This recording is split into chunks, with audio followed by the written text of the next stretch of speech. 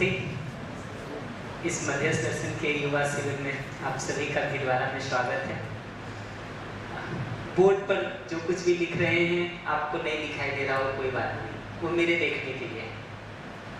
मैं उस पर सिर्फ इतना लिखना चाहता हूँ कि एक बार मैं आप लोगों से आपका एक संक्षिप्त परिचय सुनना चाहता हूँ। संक्षिप्त परिचय का मतलब आपका नाम बता दें, कहाँ से हैं वो बता दें, और अभी क्या कर रहे हैं। अगर पढ़ाई कर रहे हैं तो किस क्लास में कर रहे हैं, या जॉब कर रहे हैं तो कहाँ कर रहे हैं, वो एक बेसिक बताते हैं। मुझे लगता है कि 30-40 सेकेंड या मैक्सिमम 1 मिनट समय पर्याप्त होगा उसके लिए, उससे ज़्यादा समय की जरूरत नहीं पड़ेगी। और शिविर से आपकी अपेक्षा क्या है? अगर किसी विशेष मुद्दे पर आप बात करना चाहते हैं जिस पर आपको लगता है कि बात होनी ही चाहिए, तो वो हमको बता दीजिए ताकि उसको मैं नोट कर लूँगा यहाँ। तो वो बोर्ड मेरे देखने के लिए है, आपके देखने के लिए स्क्रीन है। ये अगर दिख रहा है तो पर्याप्त है। मैं बोर्ड का बहुत न्यूनतम प्रयोग करूँगा और वो भी अपने लिए ही करूँगा मुख्य रूप से, ताकि मुझे वो बिंदु पता रहे जिस पर आप सभी से बात कर रही हैं। उसको परिचय को शुरू करने के पहले मैं फिर से बता दूँ, नाम, कहाँ से आप हैं, वो अभी क्या कर रहे हैं, पढ़ाई कर रहे हैं तो कौन सी क्लास में, जॉब कर रहे हैं तो किस चीज़ का और कहाँ, ये बता दें। और शिविर में अगर किसी विशेष मुद्दे पर आप चाहते हैं कि इस पर चर्चा होनी ही चाहिए या आपके प्रश्न हो, तो उन बिंदुओं को बता दें। बढ़िया। तो मैं जो बात कह रहा था उसको मैं रिस्पॉन्ड कर देता हूँ। पीछे से अंकल एक सवाल पूछ रहे थे, मैं उसको भी रिस्पॉन्ड कर देता हूँ कि हमारे लिखने का आशय क्या है। भाषा आप और बेहतर करना चाहते हैं, जरूर कर लीजिएगा। मैंने उसका उत्तर दिया भी था, लेकिन फिर से दे देता हूँ। प्रश्न यहाँ से शुरू किया था कि युवा कौन है, और उत्तर में ये बात शुरू की थी कि समाज में जो सही और गलत दोनों चलता रहता है, परिवार में और समाज में, उसमें से जो सही है उसको छान करके जो ग्रहण कर ले, उस मिश्रण में से, उस मिक्सचर में से सही को छान करके जो ग्रहण कर ले, उसको जो स्वीकार ले, वो युवा है। फिर जो गलत चल रहा है उसका क्या करेगा? क्या उसको भी स्वीकार लेगा और अपने में उतार लेगा कि बाप दादा ये कर रहे थे इसलिए हम भी करेंगे? कोई नहीं चाहता। अब समाज में भ्रष्टाचार चल रहा है, उसकी स्वीकृति हम देंगे कि नहीं देंगे? नहीं देंगे ना। वही लिखा है, गलती को अस्वीकार करके। अस्वीकार करने का मतलब है वो हमको ठीक नहीं लगता है, इसलिए उसको अपने जीवन में नहीं लाते। तो गलती के अस्वीकार करने का मतलब है कि समाज में जो गलत चल रहा है, परिवार में जो गलत चल रहा है, परंपरा के रूप में, मान्यता के रूप में, उसको वो नहीं स्वीकार पाता है और उसको बदलने के लिए तत्पर होता है, तैयार होता है। ये बात समझ में? हम सब अपनी जिंदगी में देखेंगे कहीं न कहीं तो उन गलतियों को बदलने का एक तत्परता देखता है। हमको लगता है कि जो ठीक है वो ठीक होना चाहिए और जो ठीक नहीं है वो बदलना चाहिए, कि नहीं लगता? जैसे जैसे उम्र बढ़ती जाती है ना, एक समय के बाद उसमें बहुत सारे किंतु परंतु आते जाते हैं। फिर क्या होता है? फिर आदमी स्वीकार लेता है, ठीक है सब घूस लेते, सब भ्रष्टाचार करते, तो हम भी कर लिए तो क्या। ये है स्वीकार लेना उसको अपनी जिंदगी में। सभी लोग ऐसा करते हैं। लोग तो पैसा देकर के काम नहीं करते हैं, हम तो पैसा देके कम से कम कर देते हैं।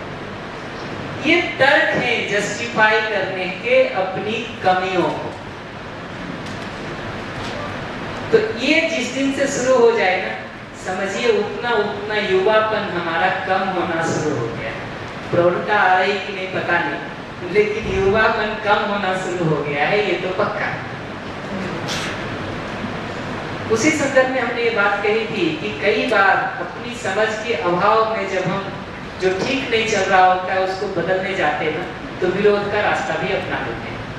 चाहे वो अपने घर के लोगों का विरोध हो, चाहे माता पिता का विरोध हो, बड़ों का विरोध हो, या समाज में लोगों का विरोध हो, सिस्टम का विरोध हो, व्यवस्थाओं का विरोध हो, संस्कृति सभ्यता का विरोध हो। हम बड़ों की जगह से ये सुन पाना जरूरी है कि मुद्दा उनके लिए विरोध का नहीं, मुद्दा उनके लिए सही को स्थापित करने का, जिस पर हमने पिछले सेशन में बात कर ली। तो मैं उसको सिर्फ रिपीट कर दे रहा हूँ कि जब कभी मुझे वो विरोध दिखाई देता है, तो ऐसा नहीं है कि हम विरोध करते रहना चाहते हैं या विरोध की ही हमारी स्वीकृति है और हम चाहते हैं कि समाज में गलतियां बनी रहे और हम विरोध करते रहें। ऐसा तो नहीं चाहते। चाहना तो यही है कि जो ठीक नहीं चल रहा है वो बदल करके ठीक की स्थापना हो सके। तो हम बड़ों की जगह से अगर सुने तो इतना फिल्टर लगा के सुन सके, इतना छान के सुन सके कि वो मुद्दा विरोध का नहीं है, मुद्दा उनके लिए ठीक को समाज में स्थापित करने का।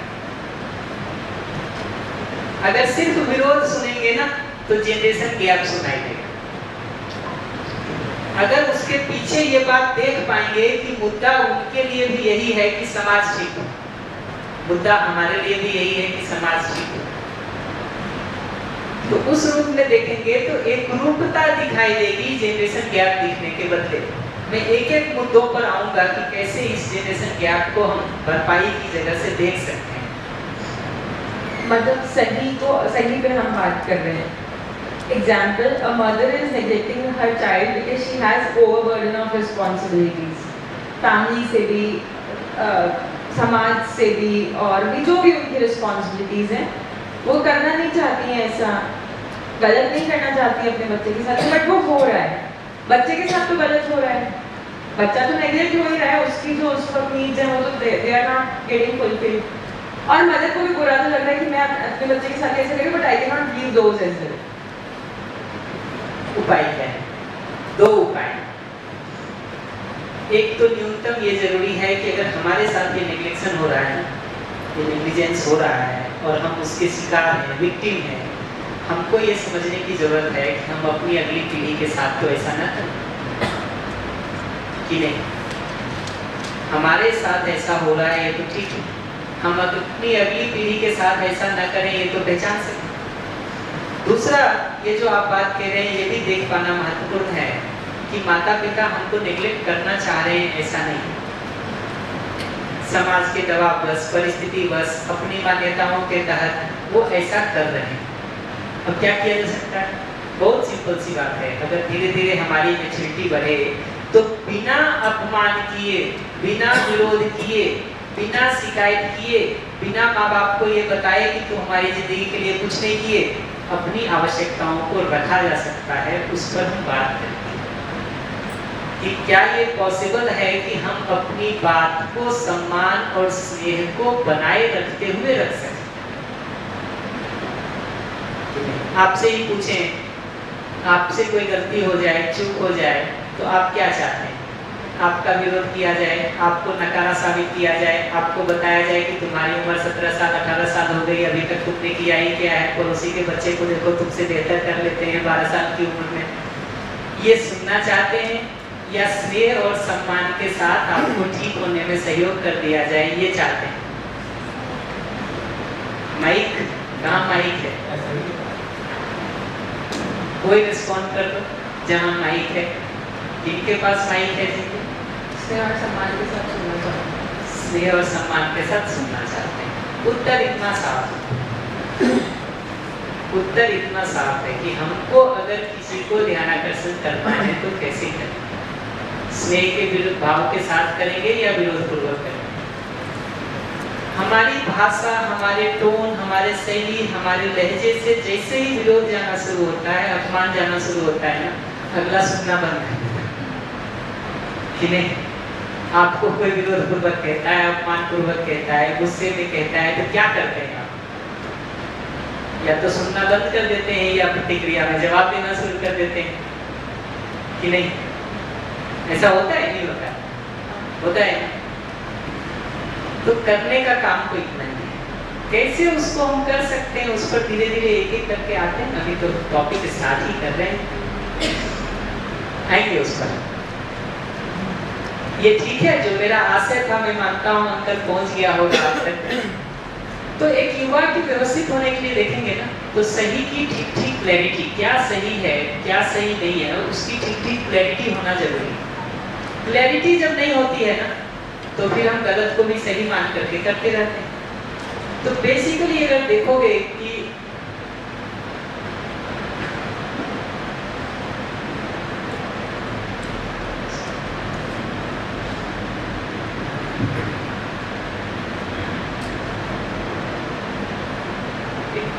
नेक्स्ट स्लाइड कर दो और दबा दो 2-3 बार और 1 बार और बस अब उसके बाद पॉइंट खोल के फिर से बताता हूँ।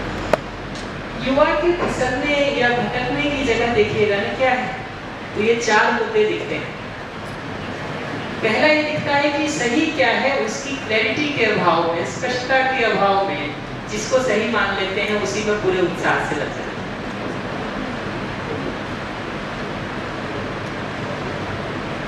सही की क्लैरिटी के अभाव में जिसको हम सही मान लेते हैं उसी में हम पूरे उत्साह से लग जाते हैं।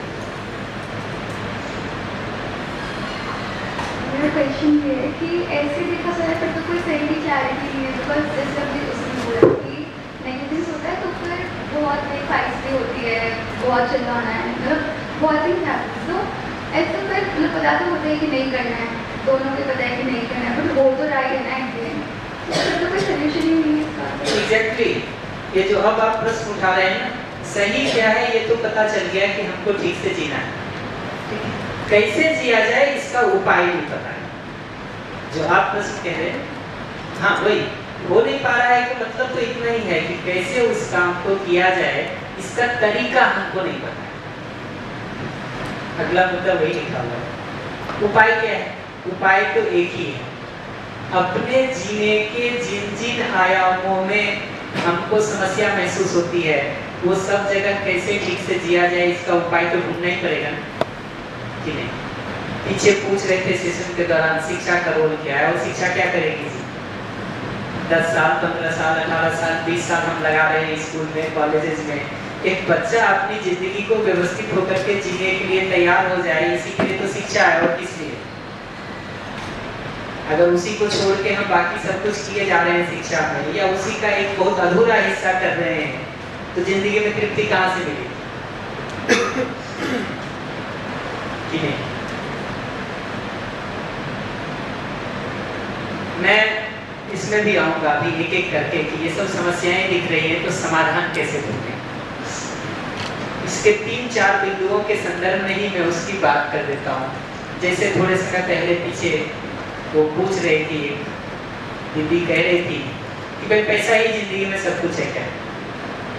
अगर हमने मान लिया कि पढ़ाई का लक्ष्य अच्छी नौकरी है, वही पर्याप्त, और नौकरी का मतलब भी अधिक से अधिक पैसा पर्याप्त, तो लक्ष्य ये बन जाता है कि अधिक से अधिक नौकरी, अधिक से अधिक पैसे वाली नौकरी करनी। उसी में पूरे उत्साह पूरी तत्परता से लग जाते हैं, मिल भी जाती है नौकरी। लेकिन नौकरी मिलने के बाद भी दिखता है कि कई सारी समस्याएं सिर पे वैसे ही बैठी पड़ी। हम लोग IIT में हमेशा कहते थे कि हमारी नौकरी लग जाए 20 लाख की ना, बहुत खुश होते, 20 लाख पर एनम की नौकरी लग जाए खुश हो जाते। लेकिन बगल वाले की 25 लाख की लग जाए तो अपना फीस बेकार लगने लगता है। अब इसको कौन सी पढ़ाई दूर कर देगी, इसको कौन सा नौकरी दूर कर देगा। अच्छा, मैं अगर ऑब्जेक्टिवली देखता हूँ तो ऐसा समझ में आता है कि किसी एक की 25 लगेगी, दूसरे की 20 लगेगी, तो किसी एक के दुखी होने की तो गारंटी है कि नहीं। और एक की क्या 100 लोग होंगे तो एक की 25 रहेगी, तो 99 के दुखी होने की गारंटी। अच्छा, एक नौकरी ही मुद्दा हो तो ठीक है, जिंदगी चलती रहती है, नौकरी के बाद प्रमोशन है, प्रमोशन के बाद बाकी जिम्मेदारियां हैं, वो सब जगह वो चलता रहा। तो किसी जगह पर हम इसको सोचेंगे कि नहीं सोचेंगे, या ऐसे ही चलाते हैं। तो जहां सही की क्लैरिटी के अभाव में जिसको सही मान लेते हैं ना, हम उसी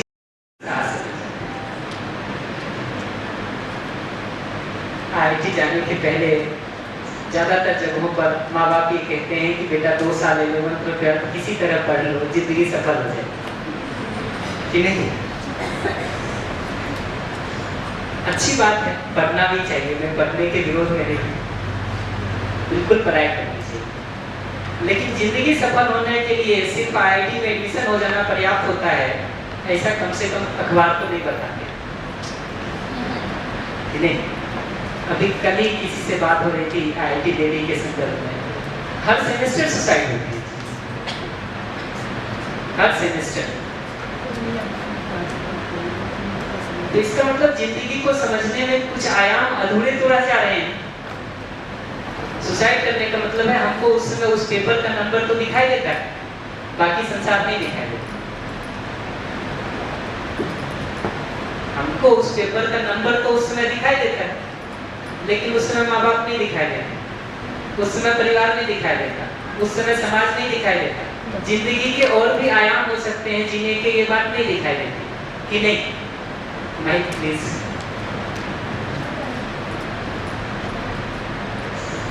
भैया एक्चुअली ये जो आप बोल रहे हो कि दिखाई नहीं देते हैं, वो बनाए गए भी इन्हीं के द्वारा है ना। जो बच्चा अगर सोसाइटी का सोच रहा है, उसकी सोच अपने आप से बिल्ड नहीं हुई होती है। वो जो आप बोल रहे हो कि वो उस टाइम उसको परिवार नहीं दिखता है, सोसाइटी नहीं दिखती है, वो परिवार और सोसाइटी ही कहीं ना कहीं एक बहुत बड़ा रीज़न होते हैं उस स्टेप को लेने के लिए। बिल्कुल, अगर इस जगह से देखेंगे ना, तो हम माँ बाप के लिए, शिक्षकों के लिए, समाज के जिम्मेदार लोगों के लिए ये सोचने की जरूरत बनती है कि ये डायरेक्शन हम क्यों बना रहे हैं घोड़े जैसा दोनों तरफ पट्टी बांध के। तो देखें सड़क पे चलते हुए पुराने घोड़ों को दोनों तरफ ऐसा पट्टी बांध दिया जाता है, दिखाई ना दे, वो सीधा रास्ते पे चले, नहीं इधर उधर का घास दिख जाएगा तो चलेगा कैसे।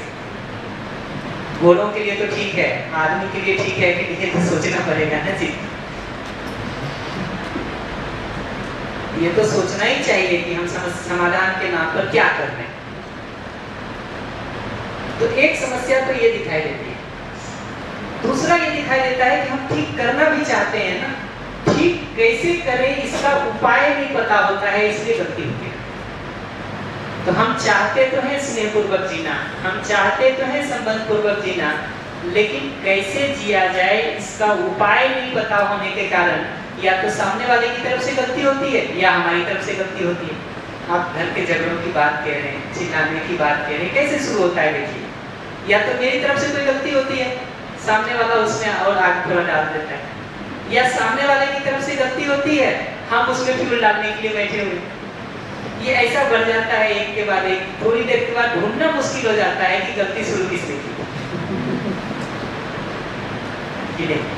मैं हमेशा कहता हूँ, दो बच्चों के बीच भी कभी झगड़ा हो रहा हो ना, बच्चे बड़े किसी को भी, दोनों को अलग अलग बुला के पूछिए गलती किसकी थी, क्या बताते हैं? सामने वाले की। उत्तर इतना सीधा है, उत्तर इतना सीधा है। तो सही करने के तरीके की क्लैरिटी नहीं होने के कारण हम गलती करते हैं। एक होता है कि सही क्या है हमको पता ही नहीं है, हमने मान ही लिया कि पैसा सब कुछ है, हम लगे हुए, नौकरी सब कुछ है, हम लगे हुए।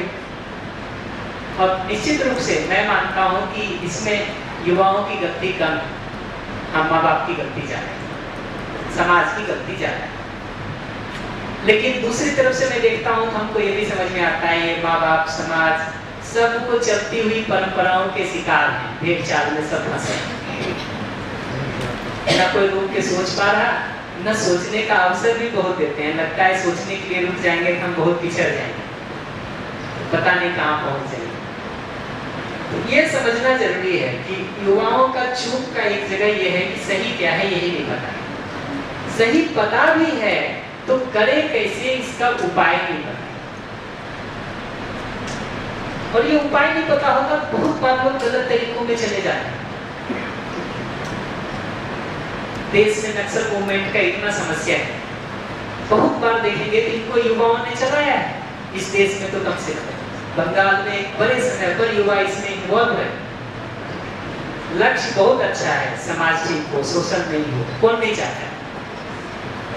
वो जो शुरू में ही बात किया ना, युवा वही है जिसको गलती स्वीकार नहीं होता, उसको दिखता है समाज में लोगों का शोषण हो रहा है, नहीं होना चाहिए, लोगों के साथ अन्याय हो रहा है, नहीं होना चाहिए। लेकिन ये शोषण दूर कैसे हो, अन्याय दूर कैसे हो, इसका उपाय नहीं पता होता तो हथियार उठाने के रास्ते भी चल जाता। तो ये समझना जरूरी है कि वो हथियार उठाया हुआ युवा भी बेसिकली ठीक करना चाहते हैं, उसकी कामना हथियार उठा के समाज में समस्या पैदा करने की नहीं है, उसकी कामना तो यही है कि समाज का ये शोषण और अन्याय कैसे दूर हो, कि नहीं। ये बात समझ में आती है? कठिन कहीं भी लगे मेरी बात, बिना किसी संकोच के हाथ उठाइए, माइक लीजिए, हमको रोक लीजिए, अच्छा लगेगा।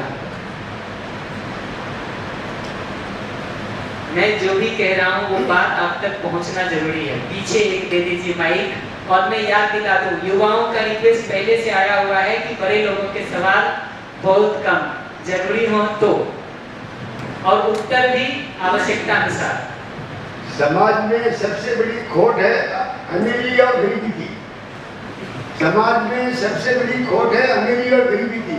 या अमीरी और गरीबी की समस्या हट जाएगी, अपने आप से हो जाएगी।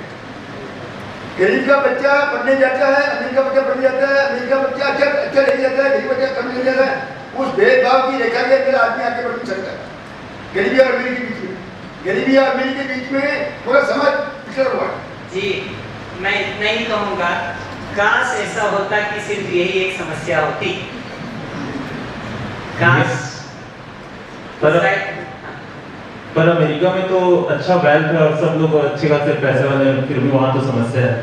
इसी से पता चलता है कि जब हम समाधान को एक ऐसा डायरेक्शन में देखते हैं ना, तो ऐसा ही है जैसे लगता है कि 12th पास करने से जिंदगी सफल हो जाती है, IIT कर लेने से जिंदगी सफल हो जाती है।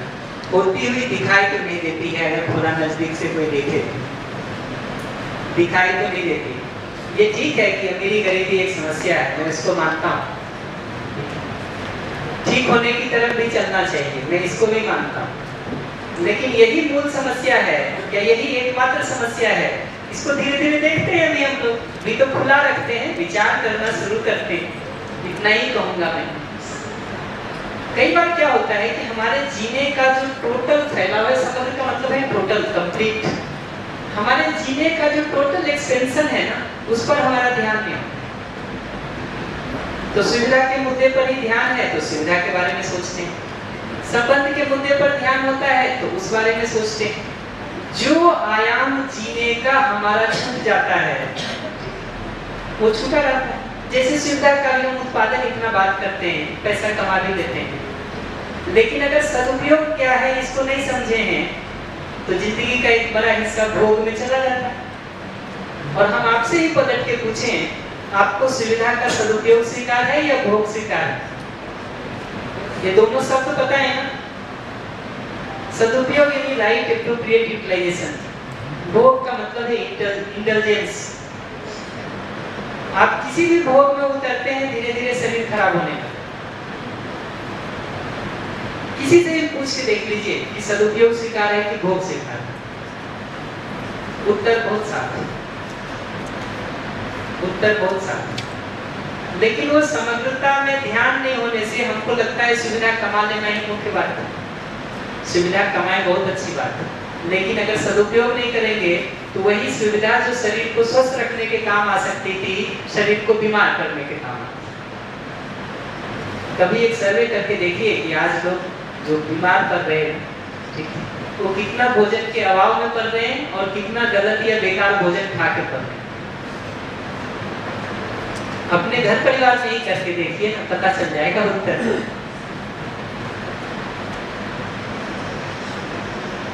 पता चल जाएगा। जी, माइक दे दो जी।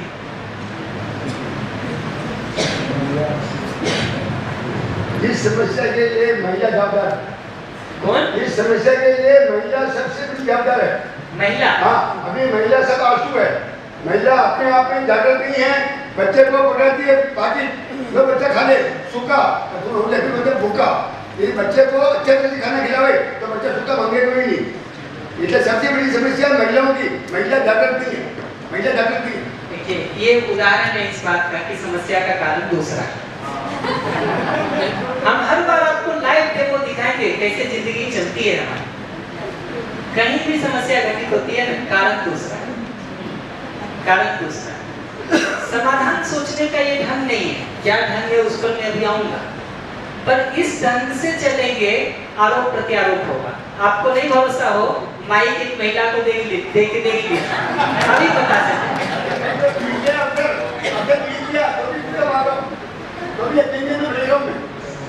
वही कह रहा हूँ, देखिए हम सबको लगता है कि समस्या का कारण दूसरा है। मैं तो कभी कभी कहता हूँ मजाक में कि विवाह इसीलिए कर लेना चाहिए कि अपनी गलती की जिम्मेदारी कम से कम दूसरे पे थोप सके। अकेले रहेंगे तो किसको जवाबदार है?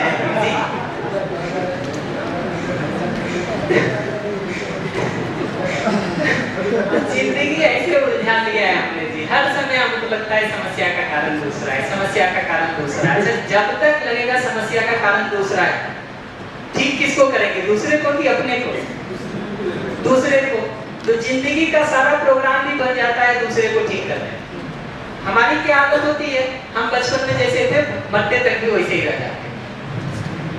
अगर ठीक करने का काम ही हम अपना नहीं करेंगे तो जैसा शुरू में थे वैसा आखिरी में रहेंगे। अगर हम पूरे समय आपके सुधार का प्रोग्राम बना रहे हैं तो इसकी अधिकतम उपलब्धि ये होगी कि आप सुधर जाएंगे कि नहीं। मेरा क्या होगा, कुछ नहीं होगा ना। बच्चे को भी समझ में आता है, बच्चे को भी समझ में आता है कि अगर हम जिंदगी भर दूसरों के सुधार का प्रोग्राम बना रहे हैं, उन्हीं की गलतियां देख रहे हैं, उन्हीं के सुधार का प्रोग्राम बना रहे हैं, हमारा क्या होगा, वहीं के वहीं खड़े रहेंगे। फिर हमको लगता है कि लोग सुधर नहीं रहे। अगर कौन सुधरेगा जब हम खुद अपने ठीक होने का काम नहीं कर रहे, दूसरा कौन कर देगा उस काम को? तो जीने के समग्र फैलाव पर जब हमारा ध्यान नहीं होता ना, बार बार बात हो रही थी कैरियर का, लाइफ का, रिलेशनशिप का, बैलेंस का बात, नेचर के साथ हार्मनी में जीना, इसमें से जो जो मुद्दा हमारा छूटता जाता है वो सब मुद्दे समस्या के कारण बनते हैं। वो सब मुद्दे एक एक करके समस्या के कारण बनते हैं।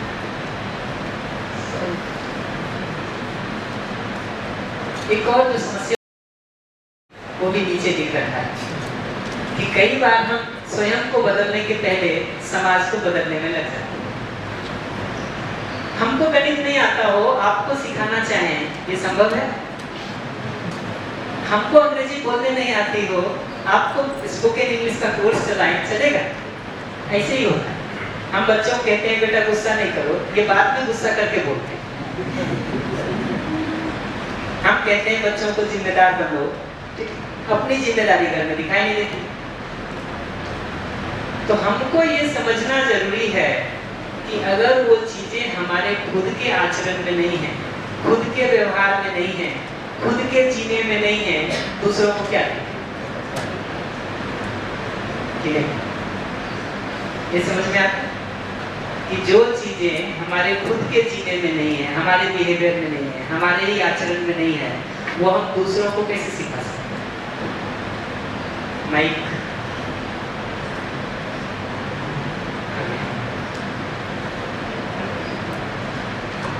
सर, बट अगर जैसे मुझे पता है कि ये गलत है, मैं अपने उसमें तो नहीं सही कर सकती हूँ, बट जैसे अगर मेरा भाई वो गलत कर रहा है तो मैं उसको बताऊंगी ये गलत है, तू मत कर, मैं तो गलत कर रही हूँ बट मेरे से तो हो गया है, तू मत कर। और यही मम्मी बोले तू खुद तो नहीं करते, तो यहाँ पे मैं अगर बोलूँ कि मुझे पता है गलत है तो मैं उसको भी करने दूँ क्या? नहीं, पर ये समझ में आना चाहिए कि यही काम हम पीढ़ियों से कर रहे हैं, दूसरों को उपदेश देने का और खुद नहीं बदलने का। जनरेशन आफ्टर जनरेशन हम यही काम कर रहे हैं कि हम दूसरों को बता रहे हैं कि तुम ये ना करो, खुद भी वही किए, अगले से वो भी वही बता रहे हैं, अगला भी गलती करता है, दूसरे को ट्रांसफर करता है। तो हमारे लैंग्वेज में आने भर से दूसरे तक चीजें पहुंच जाती हैं या हमारे बिहेवियर में भी उसका आना जरूरी है? अगर वो हमारे बिहेवियर लैंग्वेज में ना लाए, ये मैं नहीं कह रहा हूँ, लैंग्वेज में तो आ ही जाए ये कहना कि ये ठीक है, ये ठीक नहीं है, ऐसा जीना ठीक है, ऐसा जीना ठीक नहीं है, लेकिन वो लैंग्वेज में आने भर से दूसरों तक पहुंचती है क्या?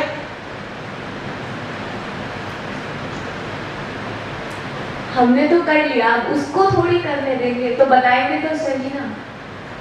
मैं सहमत हूँ इस बात से, लेकिन अब अगर आपने ये भी प्रश्न पूछ लिया तो आपको ये बात भी सोचनी पड़ेगी कि क्या कारण था कि आपने कर लिया वैसा।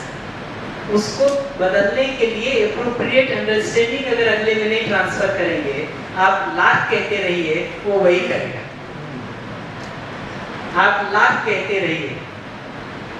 हर माँ बाप बच्चे को कहते हैं बेटा गुस्सा नहीं करो, मैं तो उदाहरण दे रहा हूँ, बेटा सीख लेता है क्या? क्यों नहीं सीख पाता? देखता नहीं है वैसा। ठीक, गुस्सा आए तो उसको कैसे हम ट्रांसफॉर्म कर सकते हैं, इसका उपाय नहीं बताते हैं। सिर्फ ये कह देने से कि तुम एक दूसरों के साथ स्नेहपूर्वक जियो, स्नेहपूर्वक जीना सीख लेगा बच्चा। और कई बार हमारे जीने के डिजाइन ऐसे बने रहते हैं कि हम कह कुछ और रहे होते हैं, कर कुछ और रहे होते हैं। मैं एक सिंपल उदाहरण दूं, हम बच्चों को कहते हैं अपने मित्रों के साथ मिल करके रहो, साथ मिल करके अच्छे से खेलो, एक दूसरे का सहयोग करो, मैत्री बढ़ाओ, ठीक कहते ही हैं। दूसरी तरफ क्या करते हैं कि जब बच्चा परीक्षा देके आता है ना और नंबर आते हैं तो पूछते हैं कितने नंबर आए तुम्हारे, बताते हैं। उसके बाद क्या पूछते हैं, दोस्त के कितने आए। सबको पता है, सबको पता है। मैं पुणे के एक वर्कशॉप में बच्चों से पूछ रहा था कि जब तुमको दोस्त के अधिक नंबर आने के कारण डांट पड़ती है, तुमको दोस्त के प्रति कौन सा भाव आता है? गुस्सा, विरोध, सब यही उत्तर देते हैं। तो एक तरफ तो हम बच्चे को कह रहे हैं कि स्नेह के साथ जियो, दूसरी तरफ डिजाइन ऐसा बना रहे हैं जिसमें गुस्सा और विरोध है। एक तरफ हम बच्चों को सिखाते हैं कि बहुत सहयोग करके जियो, दूसरी तरफ हम कंपटीशन को इतना इम्बाइब कर देते हैं सिस्टम में कि हमको दूसरों से आगे होना। दूसरों से आगे होने की प्रवृत्ति में मैं सबसे ये सवाल पूछता रहता हूँ हमेशा कि हमारा प्रोग्रेस कब सबसे अच्छा होता है? जब जो मुझे आता है वो मैं आपको बता दूं, जो आपको आता है वो मुझे बता दें। एक ऑप्शन ये है। एक ऑप्शन है कि जो मुझे आता है वो आपसे छुपा लूं, जो आपको आता है वो मुझसे छुपा लूं, ठीक। तीसरा ऑप्शन ये है कि जो मुझे आता है वो मैं आपको गलत बता के गुमराह करूं, और जो आपको आता है हमको गलत बता के गुमराह करूं। इसमें प्रोग्रेस सबसे ठीक से होगा। फर्स्ट वाले कंपटीशन के नाम पे अभी हम कर कौन सा रहे, दूसरा वाला या तीसरा वाला, कहाँ पहुंच रहे हैं हिसाब तो लगाना पड़ेगा। तो अच्छा बोले नहीं, मैं इस पे मना नहीं कर रहा, लेकिन हमको ये देखने की जरूरत है कि हमारे जीने का पूरा आयाम उसको सपोर्ट और सस्टेन कर रहा है कि नहीं। अगर वो नहीं करेंगे तो कहने मात्र से चीजें ट्रांसफर नहीं होंगी। तो कहे नहीं, ये मैं बिल्कुल नहीं कहता, लेकिन उसके लिए पूरा अनुकूल वातावरण और उसको समझने में सहयोग, ये अगर नहीं करेंगे, कहने भर से कोई नहीं रुकता है, कोई नहीं रुकता। हम रुके क्या? हमको भी तो लोगों ने बहुत कुछ कहा होगा, हमको कहा तो हमको आपको कि नहीं। एक अच्छी बात ये है, इसमें देखिएगा ना क्यों नहीं रुक पाते हैं, ये दिखता है कि मानव समझ करके ही अपने में बदलाव लाता है। जब तक हमको चीजें दिखाई नहीं देती हैं, समझ में नहीं आती हैं, तब तक हम नहीं कर पाते। करो ना करो के रूप में उपदेश देने से कोई बहुत बात बनती नहीं। कहीं ना कहीं दृष्टि में बदलाव चाहिए, देखने के नजरिए में बदलाव चाहिए, तभी हम वो चीज को बदलने का काम कर सकते हैं अपने व्यवहार में, अपने आचरण में। और अच्छी बात यह है कि सही को समझने की चाहना तो हर मानव संतान में है ही। कौन है जो सही को नहीं समझना चाहता?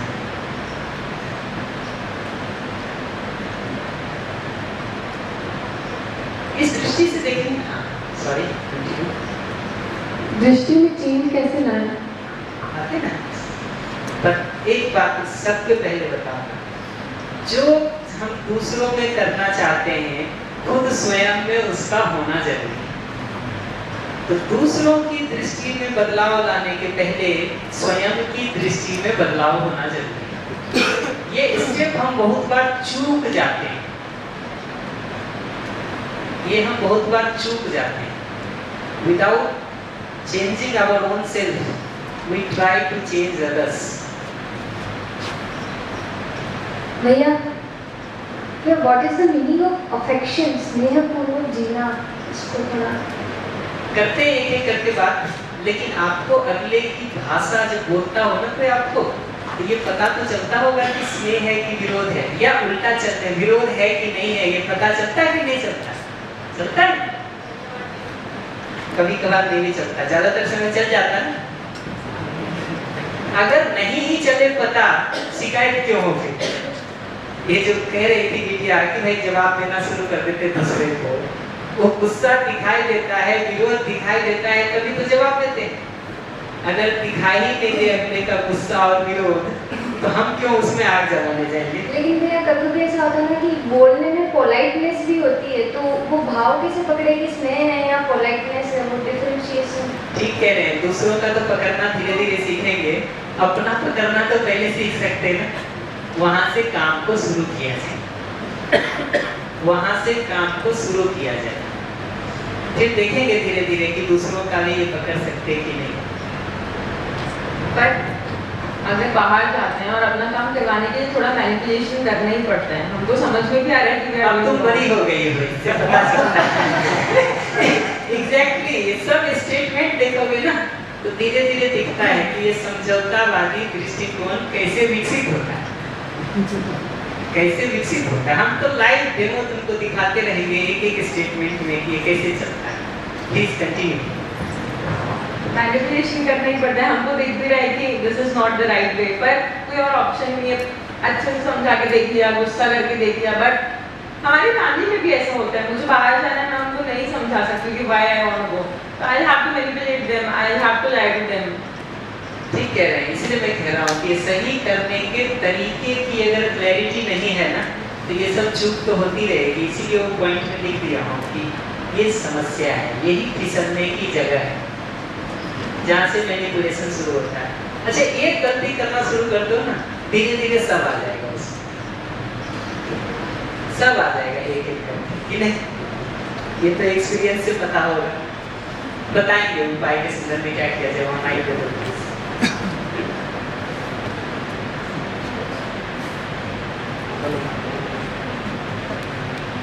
हेलो श्याम भाई, मैं आपकी बात से जो मैंने समझने का प्रयास किया इतनी देर में, जैसे उस गुड़िया ने भी बोला, अभी इसने भी बोला, तो जैसे मैं थोड़ा ब्रेन को लेके ज़्यादा अंडरस्टैंड कर पाता हूँ कि हमारा जो टेम्पोरल लोब है राइट हैंड का, यहाँ पर हमारे एंगर का एक ट्रिगर पॉइंट होता है।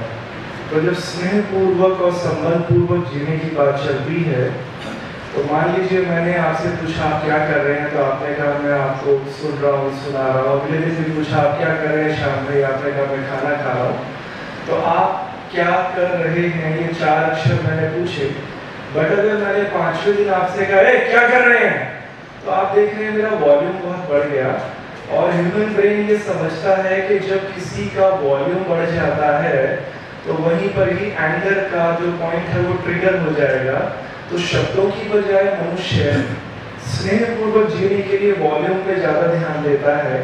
तो वो गुड़िया मान लीजिए अपनी मम्मा से बात कर रही है, तो अगर वॉल्यूम हाई है तो विरोध में जी रहे हैं, और अब वो बड़ी हो गई है, अब वो उसको जीना आ गया है, तो विरोध में भी है, तो वॉल्यूम उसने नीचे कर रखा है। तो मैंने अपने जीवन में देखा है कि जब लोग ज़्यादा समझदार होते हैं तो अपने वॉल्यूम को नीचे करके भी विरोध में होते हैं। तो इस विषय में आप कैसे कहेंगे, कैसे समझा जाए उन लोगों को जिनका वॉल्यूम तो बहुत सॉफ्ट है बट मन में उनके अभी भी विरोध है? ये अच्छी बात है। दूसरों को समझने का काम हम एक स्टेप पार करें। एक स्टेप पहले ये बताइए कि जब आप बहुत सोफिस्टिकेटेड ढंग से भी बोल रहे होते हैं और अंतर विरोध का भाव हो, आपको पता चलता है कि नहीं चलता है? अभी हम पहले इसी बात पर केंद्रित होना चाहेंगे कि मानव के रूप में स्वयं का अध्ययन हम ठीक कर सकें। होता क्या है, यही कठिनाई होती है एग्जैक्टली, कि जब हम बाहर किसी को देखने जाते हैं तो उसके व्यवहार को, उसकी भाषा को, उसकी टोन को देख करके उसके अंदर की फीलिंग का अनुमान करने का कोशिश करते हैं और क्या स्थिति है ये जज करते हैं। उस देख पाने का तो हमारे पास उपाय नहीं, तो उसको हम देखेंगे धीरे धीरे। लेकिन अच्छी बात यह है कि मानव के रूप में स्वयं के अंदर क्या चल रहा है उसको हम बहुत अच्छे से देखने का काम कर सकते हैं। तो जब भी कभी हम बहुत पोलाइटली भी बोल रहे हैं, बहुत वो कर रहे हैं, लेकिन अंदर क्या हालत है वो तो पता रहता है कि नहीं। वो कहते ना, एक पिताजी बच्चे को साथ में लेके जा रहे थे और बार बार कह रहे थे संजीव शब्द कर, संजीव शब्द कर, थोड़ा धीरे चल, ध्यान रख, गुस्सा नहीं करने का है। किसी ने कहा ये किसको समझा रहे हैं, बेटे को?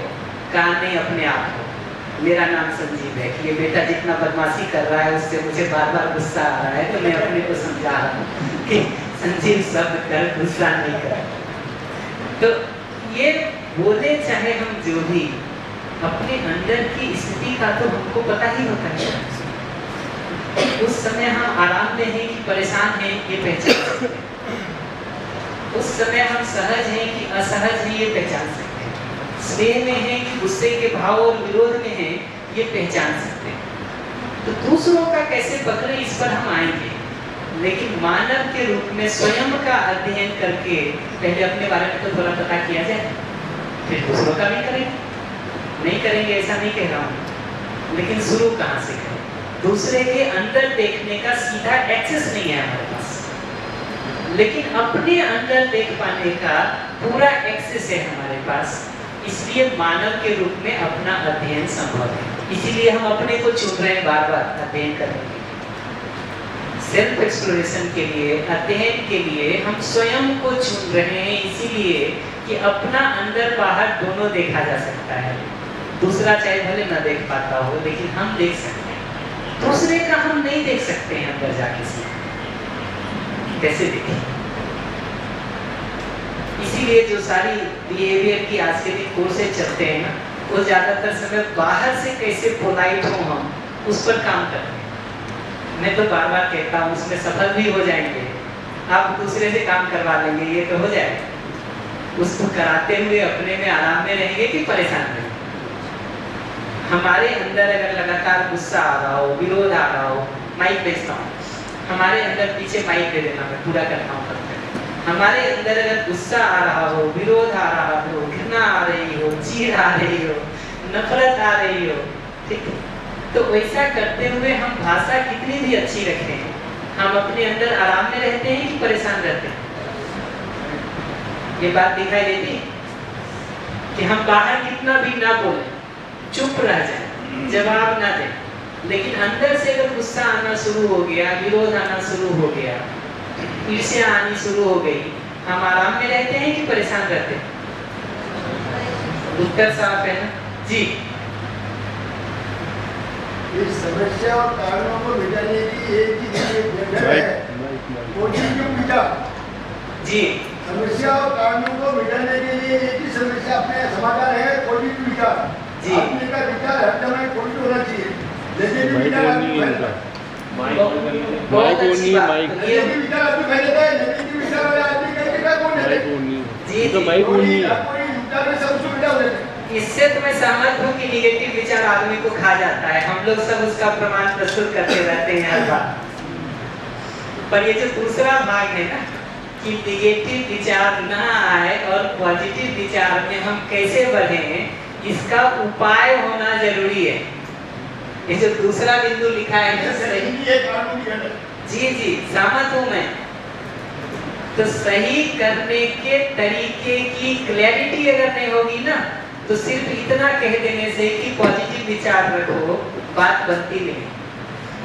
मैं काफी साल पहले राजकोट से आए हुए हैं आत्मीय से भैया, मैं आत्मीय में था एक वर्कशॉप में, तो उसके फीडबैक में बात हो रही थी, तो वहाँ के एक टीचर यही बता रहे थे, उनका टैग लाइन है, कोई तुम्हारे साथ आत्मीयता पूर्वक जियो चाहे ना जियो, तुमको जीना है। क्या वाक्य बोलते हैं जी, ऐसा ही कुछ है ना?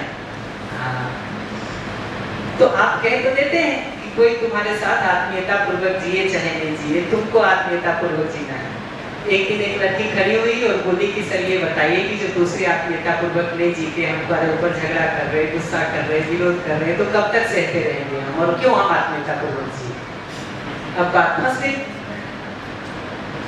अब बात फंस गई। यहाँ से आगे अगर हम उस क्यों का उत्तर नहीं दे सकते हैं और कैसे जिए वो इसका उपाय नहीं बता सकते हैं, कहने से क्या होना?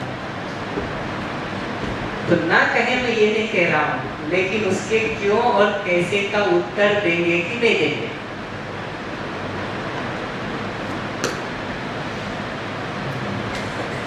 वाई और हाउ, ये दो प्रश्न को अगर रिस्पॉन्ड नहीं करेंगे तो कैसे बात करेंगे आप?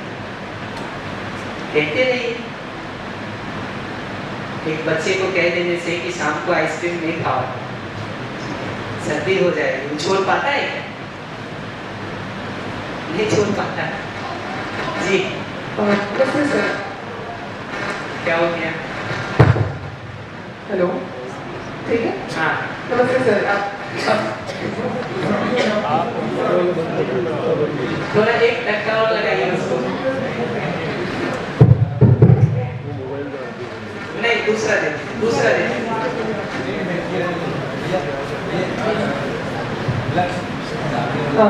ठीक है?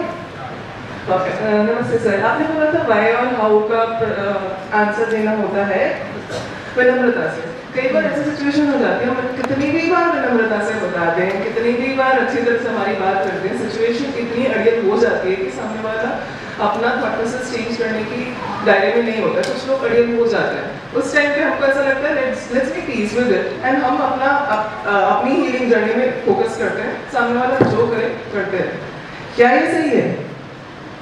अभी मैं इतना ही कहूँगा कि दूसरे की आग नहीं बुझा सकते हैं तो खुद आग में ना कूदे, ये बात तो बिल्कुल ठीक है। अगर दूसरे की आग नहीं बुझा सकते हैं हम, तो भावुकता में आकर के, भावावेश में आकर के हम भी आग में कूद जाएं, ये तो फिर बुद्धिमत्ता नहीं। तो उस दृष्टि से आप पूछेंगे तो बिल्कुल ठीक है, लेकिन ये दूसरा कदम भी हमको देर सवेर सीखना ही होता है कि अगले की आग बुझ सके, उसके लिए क्या कर सके। ये पहला स्टेप तो ठीक है कि हमने अपने फायर प्रूफ जैकेट का इंतजाम कर दिया कि हम आग में न जाएं। बट ये दूसरा स्टेप भी देर सवेर जरूरी होता है कि उस फायर प्रूफ जैकेट के साथ अगले को भी आग से बाहर निकलने में हम कैसे सहयोग कर सकते हैं। ये आप अपना स्टेटमेंट कंप्लीट कर रहे हैं। आप कह रहे हैं सेल्फ इम्प्रूवमेंट में हमें काम करना होगा, बट ठीक है, मैं मानती हूँ सामने वाला भी इम्प्रूवमेंट में किसी न किसी तरह काम कर ही रहा होगा, बट एक लेवल के बाद हम दूसरों की लाइफ में इंटरफेयर नहीं कर सकते। एग्जैक्टली। तो मैं अपना स्टेटमेंट रिपीट कर दूँ अगर ठीक नहीं गया है तो। हम ये कह रहे हैं कि सेल्फ इम्प्रूवमेंट से काम शुरू करने की जरूरत है। हम ये नहीं कह रहे कि सेल्फ इम्प्रूवमेंट पे ही रुक जाने की जरूरत है। हम ये कह रहे हैं कि परिवार में, समाज में अगर कोई भी बदलाव हम चाहते हैं तो पहले वो बदलाव खुद में करने की जरूरत है, फिर परिवार और समाज में बदलाव करने में हम सहयोगी हो सकते हैं। तो ये दूसरा भाग ना करें ये मैं बिल्कुल नहीं कह रहा हूँ, लेकिन पहला भाग किए बिना जब हम दूसरा करने लगते हैं तो ये ऐसा ही है कि हमको अंग्रेजी नहीं आती है, आपको सिखाएंगे। हमने खुद पूरी जिंदगी में नहीं सीखा कि बिना गुस्सा के कैसे जिया जाए, आपको सिखा देंगे।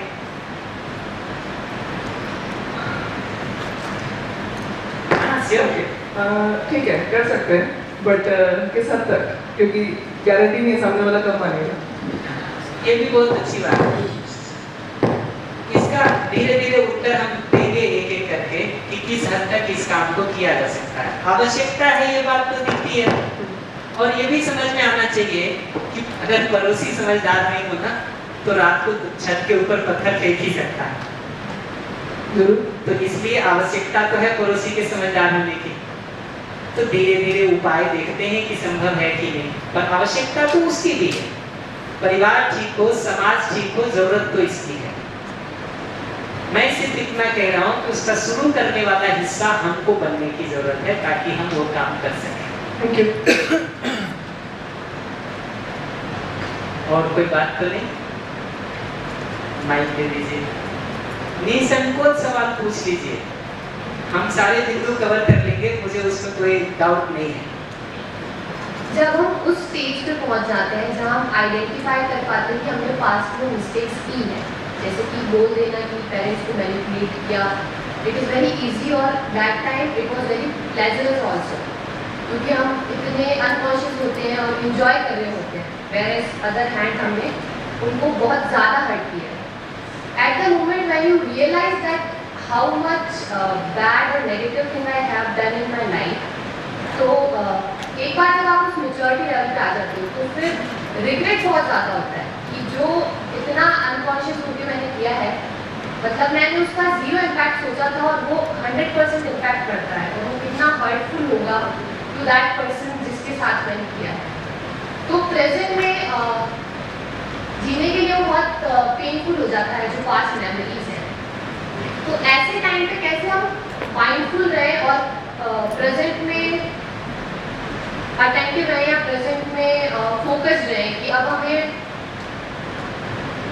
रिजॉल्व करना है चीज़ों को या रिफॉर्म करना है हैबिट को। ज़्यादा फोकस इस पर करना है कि हम ऑलरेडी एक स्टेप अहेड हैं कि हमने आइडेंटिफाई तो किया, लेकिन वो रिग्रेट बहुत ज़्यादा हो जाता है जब कंटिन्यूस इंट्रोस्पेक्शन में रहते हैं और whereas इसकी फॉर्म ओवर थिंकिंग हो सकती है। तो how can come over from that pain और रिग्रेट? करेंगे उस पर बात। मैंने पॉइंट को नोट कर दिया है यहाँ। अभी तो एक एक करके क्रम से चलना शुरू किए हैं, तो इस बिंदु को नोट कर दिया है, जरूर हम रिस्पॉन्ड करेंगे। बट जो बात आपने कही उसी से मैं दो बात कहूँगा। एक तो ये समझ में आता है कि अगर जीने के समग्र फैलाव पर हमारा ध्यान नहीं होता है, अगर ओवरऑल एक्सपेंशन पर हमारा ध्यान नहीं होता है, तो एक छोटे हिस्से को ध्यान में रख के हम ये सब गलतियाँ कर जाते हैं। बाद में जब और बिंदुओं पर ध्यान जाता है तो दिखता है कि यार ये तो चूक हो गई हमसे। अब क्या है? मेरे हिसाब से किसी भी चूक का दो ही समाधान है। एक ये कि हम आगे उस चूक को ना करें, और दूसरा ये कि हमारे कारण जो दुख अगले को हो गया है, जो घाव अगले को हो गया है, उसकी भरपाई के लिए हम क्या कर सकते हैं। ये दो डायरेक्शन में सोचने की जरूरत पड़ती है। एक ये कि जो गलती मैंने की वो आगे हमसे ना हो, उसके लिए क्या करें, और दूसरा ये कि अगले को जो हमने चोट पहुंचा दिया उसकी भरपाई के लिए, उसके घाव को भरने के लिए, उसके जख्मों को भरने के लिए हम क्या कर सकते हैं, पॉजिटिवली कैसे कंट्रीब्यूट कर सकते हैं, उस पर सोचने की जरूरत है।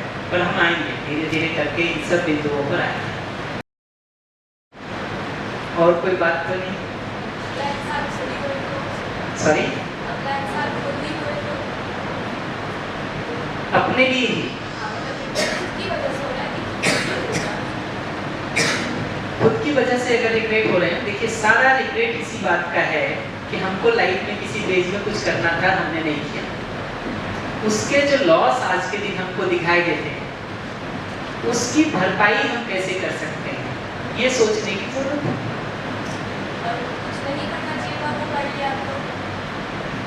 देखिए जिंदगी में बहुत बार ऐसा होता है, कर देंगे, एक एक को हम डिटेल करेंगे, मतलब हम सारे पॉइंट को रखे हुए हैं और हम करेंगे। जिंदगी में जो नहीं करना चाहिए था उसको अगर हमने कर ही लिया, वो तो हो ही गया है, उसका जो फल परिणाम निकलना था वो निकल ही गया होगा कि नहीं, हो ही गया होगा ना जो होना था वो। हमारे वापस सोच लेने घर से उसमें बदलाव तो कुछ होना नहीं। तो हम बात करेंगे धीरे से इस पर कि उसका जो इम्पैक्ट पड़ा हुआ है क्या वो न्यूट्रलाइज हो सकता है। प्रश्न आपका मैंने पकड़ लिया है, आपकी सहमति आ गई है तो इसको हम आगे बढ़ा देते हैं, करेंगे। तो ये एक बार समझ में आए ना कि चूक यहाँ पर होती है, तो पहला जगह ये समझ में आता है कि समझने की आवश्यकता है मनुष्य को। आदमी समझ करके ही चीजों को ठीक करता है। समझ के अभाव में गलतियां होती ही रहती हैं हमसे, ना चाहते हुए भी, ना चाहते हुए भी हमसे गलती होता ही रहता है। सही क्या है और सही कैसे करें, ये दोनों भाग को मैं रख रहा हूँ। सही क्या है इसका पता नहीं होता, या इस परिस्थिति में, इस सिचुएशन में सही कैसे करें इसका पता नहीं होता, तो चूक हमसे होती है, होती है। दूसरा यह है कि एक बार उसकी आवश्यकता बनती है तो ये दोनों भाग होना चाहिए। जो मैंने कहा, सही क्या है उसको पता होना चाहिए, समझ का स्वरूप क्या है वो पता होना चाहिए, उसके प्रकाश में समाधान का स्वरूप क्या है वो भी पता होना चाहिए। समाधान का मतलब क्या है वो मैं बता देता हूँ थोड़ा, ताकि मतलब अभी हम लाइन खींच रहे कि हमको सोचना किस डायरेक्शन में है, हो सकता नहीं हो सकता उसको हम धीरे धीरे देखेंगे, धीरे धीरे देखेंगे। तो कोई आदमी जब हमारे ऊपर गुस्सा करता है, हम भी पलट के जवाब दे देते हैं, तो हम चाहते क्या है, वो आदमी आगे भी हमारे साथ गुस्सा करता रहे और हम पलट के जवाब देते रहे, ये चाहते हैं, या अगला गुस्सा न करे हमारे साथ, ये चाहते हैं, गुस्सा न करे ये चाहते हैं। एक बार ये बात अगर पकड़ में आती है ना, तो समाधान के सोचने का मतलब ये है कि अगला व्यक्ति गुस्सा न करे, उसके लिए उपाय क्या हो। और अगर वो गुस्सा कर ही देता है तो अपने को संतुलित रखने का उपाय क्या है। क्योंकि झगड़ा कैसे बढ़ता है, आप कुछ कहते हो मैं कुछ और कहता हूँ, आप कुछ और कहते हो मैं कुछ और कहता हूँ, ऐसे ही तो बढ़ता है। तो पहली बार आपने एक चिंगारी फेंकी हमारी ओर, ठीक, अगर बारूद नहीं है हमारे पास तो कितनी देर चलेगी। अगर बारूद है हमारे पास, ठीक, विस्फोट दिखाई देगा कि नहीं, फिर उस विस्फोट की चिंगारियां बाकी जगह फैलेगी, आपके ऊपर भी गिरेगी और वो मल्टीप्लाई होता हुआ दिखाई देता है, मल्टीप्लाई होता हुआ दिखाई देता है। तो समाधान को सोचने का ये दो हिस्सा है। एक हिस्सा ये है कि आपने गलती कर ही दिया, हम उस समय कैसे अपने को सहज बनाए रख सकते हैं, नॉर्मल स्टेट में हम कैसे अपने को रख सकते हैं। आप आवेशित हो गए, आपने कुछ उल्टा पुल्टा कर दिया, हम उस समय अपने को सहज कैसे बना के रख सकते हैं। दूसरा ये कि हम सहज में बने रहते हुए आपके गुस्से को, आवेश को शांत कैसे करने में सहयोग कर सकें। समाधान सोचने का ये दो जगह है, मैं फिर से रिपीट कर देता हूँ इसको। एक बार इसको पकड़ लेंगे ना, जिंदगी की ऊर्जा हमेशा सही डायरेक्शन में लगने की गारंटी है।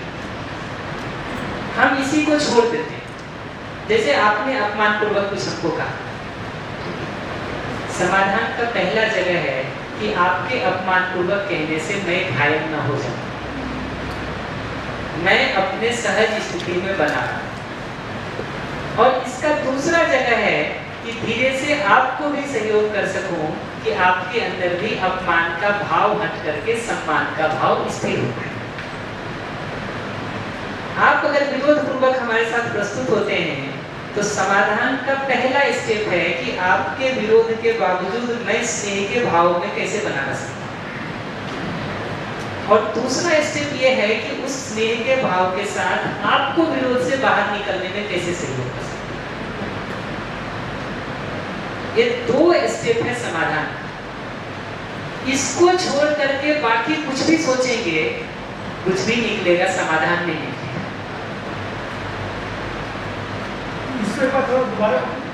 मैं एक बोलना चाहता हूँ।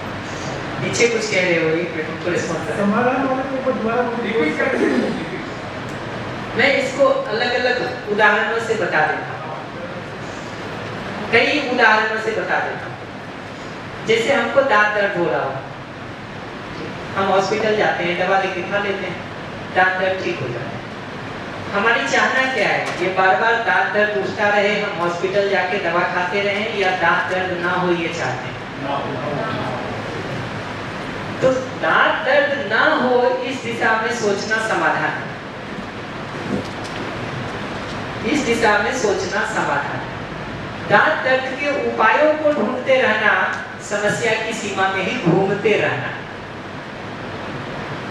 दांत दर्द के उपायों को सिर्फ सोचते रहना, समस्या की सीमा में ही घूमते रहना। समाधान क्या है, सॉल्यूशन क्या है? दांत दर्द ना हो इसके उपाय को ढूंढ लेना।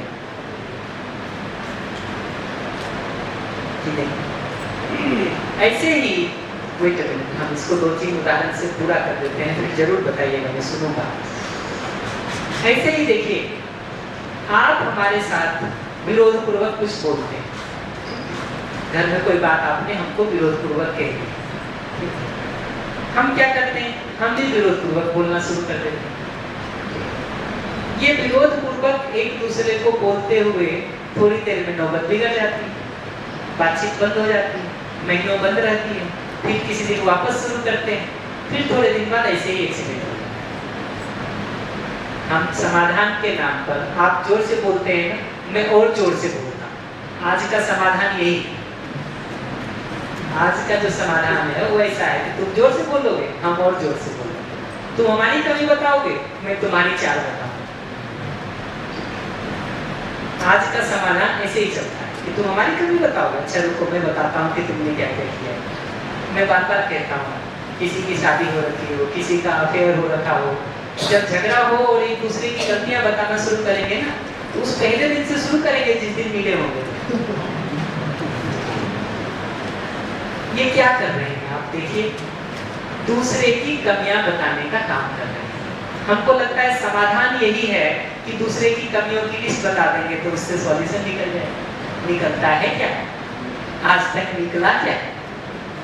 तो हमको ये पकड़ना जरूरी है कि दूसरों की कमियां बता देना समाधान नहीं।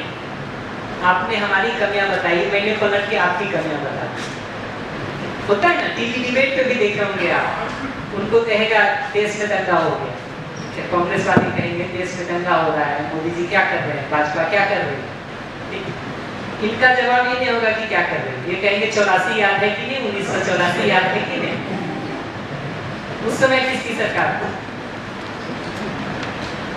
ये जो डिजाइन है ना, ये डिजाइन आरोप प्रत्यारोप का डिजाइन है।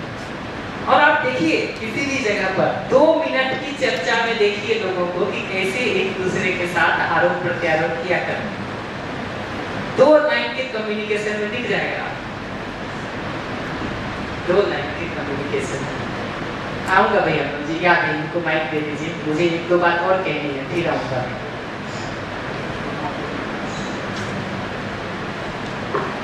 हेलो सर, जब हमसे कोई ऐसे बात कर रहा हो विरोध पूर्वक या कुछ भी ऐसा जो हमको सही नहीं लग रहा हो, पर हम चाह रहे हैं कि हम सामने वाले को हर्ट ना करें बिकॉज वो हमारे लिए इम्पॉर्टेंट है, तो हम उस टाइम चुप रहना प्रेफर करते हैं। लेकिन जब हम चुप रहते हैं तो सामने वाला ये मान लेता है कि वो जो कह रहा है वो हम उसे एक्सेप्ट कर रहे हैं, तो उस सिचुएशन से कैसे डील करें? ठीक कह रहे हैं, ये सब का उत्तर देंगे, बट एक आध उपाय तो मैं बताते ही जाता हूँ, डिटेल और करूँगा आगे। मैं हर बार कहता हूँ कि कभी खाने में दाल में नमक अधिक हो जाए, ठीक है, और हम कहते हैं कि दाल में नमक अधिक हो जाए घर में, ठीक है, हम कहते हैं तुम दिन भर में काम ही क्या करती रहती हो, एक खाना बनाना होता है, कम से कम वही तो ठीक से बना दिया करो, ठीक है। और अगर उतने से मन नहीं भरा, उसने पलट के कुछ कह दिया, तो पूरा हिसाब शुरू होगा एक के बाद एक। मैं सबसे पूछता हूँ कि जब आप चीख करके चिल्ला करके ये कह रहे होते हैं कि तुम मेरा बिल्कुल ध्यान में रखते हो, तुमको कोई मतलब नहीं रह गया है हमसे, ठीक है, आप ये सब कह के अगले पे आरोप प्रत्यारोप लगाना चाहते हैं, या आप सिर्फ ये चाहते हैं कि कल से आपकी दाल में नमक ठीक हो? ये चाहते हैं ना? आप कितना भी गुस्सा करें, हम कितना भी गुस्सा करके किसी को कुछ बोलते हैं, खींच के बोलते हैं, चीर के बोलते हैं, तुम हमारा कोई ध्यान नहीं रखते हो, ठीक है, हम इसी घर में क्यों पैदा हो गए, पर उसी घर होते ज्यादा बढ़िया था। आप कुछ भी भाषा बोल दीजिए, ये सब का कुल मतलब क्या होता है? क्या आप हमारे लिए एक खिलौना ला के दे सकते हैं? मैं रात को 10 बजे तक बाहर रहना चाहती हूँ, क्या आप परमिशन दे सकते हैं? मुझे इस काम के लिए यहाँ जाने की जरूरत है, फ्रेंड्स हमारे जा रहे हैं, क्या मैं 3 दिन के लिए बाहर जा सकती हूँ? ये रिक्वेस्ट ही मतलब होता है या और कुछ मतलब होता है? आशय तो इतना ही होता है, ये तो क्लियर है, अपने लिए ये पहचान सकते हैं। तो जब हम दूसरों को सुनते हैं ना, तो उसके सारे गुस्सा, सारी चीख, सारी चिल्लाहट में से छान करके सुनना सीख सकें कि इसकी नीड क्या है, ये किस बात के लिए हमको रिक्वेस्ट कर रहा है। वुड यू प्लीज, क्या आप मेरे लिए ऐसा कर सकते हैं? ये बोलने की तमीज नहीं आती है। हमने जिंदगी भर गुस्सा करना सीखा है, झगड़ा करना सीखा है, विरोध करना सीखा है, उसी भाषा में जवाब देना सीखा है। लेकिन ये सब बोल करके भी आशय क्या है हमारा? ये झगड़ा होता रहे, ये आशय है, या जिस जरूरत के कारण मैं चीख रहा हूँ पूरा नहीं होने के कारण वो जरूरत पूरी होने लगे, ये आशय। तो सुनते समय ये जरूरी है कि हम चीजों को छान करके सुन सकें, उसके उस मूलभूत हिस्से को, तब तो कुछ सुनने का मतलब है। ये आर्ट भी अगर सीख लेंगे ना, तो गुस्से में नहीं उलझे कि अगला जब भी गुस्से में, विरोध में बहुत चीख करके कुछ कह रहा होता है ना, से चीखना है या वो किसी जरूरत के पूरा नहीं होने पर चीख रहा है। जब आप किसी के ऊपर गुस्सा करते हो, कभी करते हो? कब करते हो बताओ, माइक लो। अभी तुम्हारे उदाहरण से हम बता दें, कहाँ है माइक जी? दे तो जरा एक प्लीज,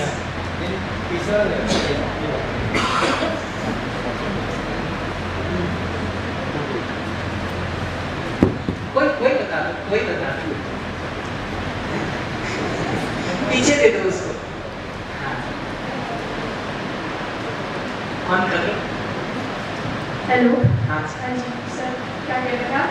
मैं पूछ रहा था कभी गुस्सा आता है? हाँ उसने डेली आता है। किस बात पर? छोटी छोटी बातों पे चाहिए आप। एक बताओ। मम्मी काम के लिए कह रहे थे तब आता है मेरे को। बहुत अच्छा। जब मम्मी काम के लिए कह रही है और हमको गुस्सा आता है, हमारा आशय गुस्सा करना है या हमारा आशय ये कहना है कि मम्मी प्लीज अभी हमको काम मत करो?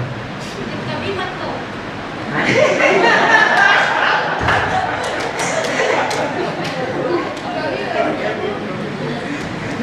आशय क्या है हमारा? गुस्सा करना मूल आशय है या मूल आशय ये है कि मम्मी प्लीज अभी हमको काम मत करो? इतना ही है ना मूल आशय कि काम नहीं करना है। दूसरा उदाहरण दो बगल में अभी और दिखाते हैं। वेट अ मिनट, अभी बताते हैं एक एक करके। पहले नीड तो पकड़ना शुरू करें। गुस्सा कब आता है? एक उदाहरण बताओ जब गुस्सा आता हो।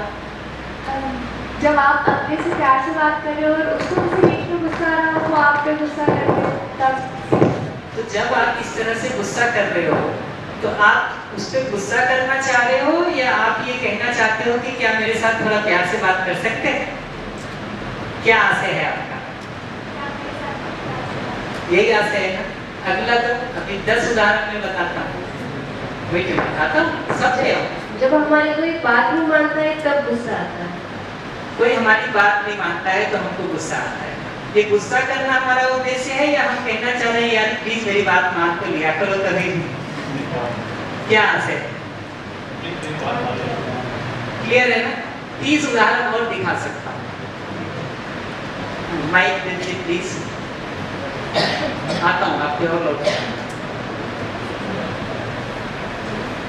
पर काम नहीं करना तो ऑप्शन ही नहीं है ना, मतलब करने के वो तो गुस्सा आ रहा है तो देखिए अल्टीमेटली आपसे ये पलट के पूछें, काम नहीं करना चाहते हैं आप, ऐसा नहीं है। कोई काम तो आदमी करता है ये 24 घंटे।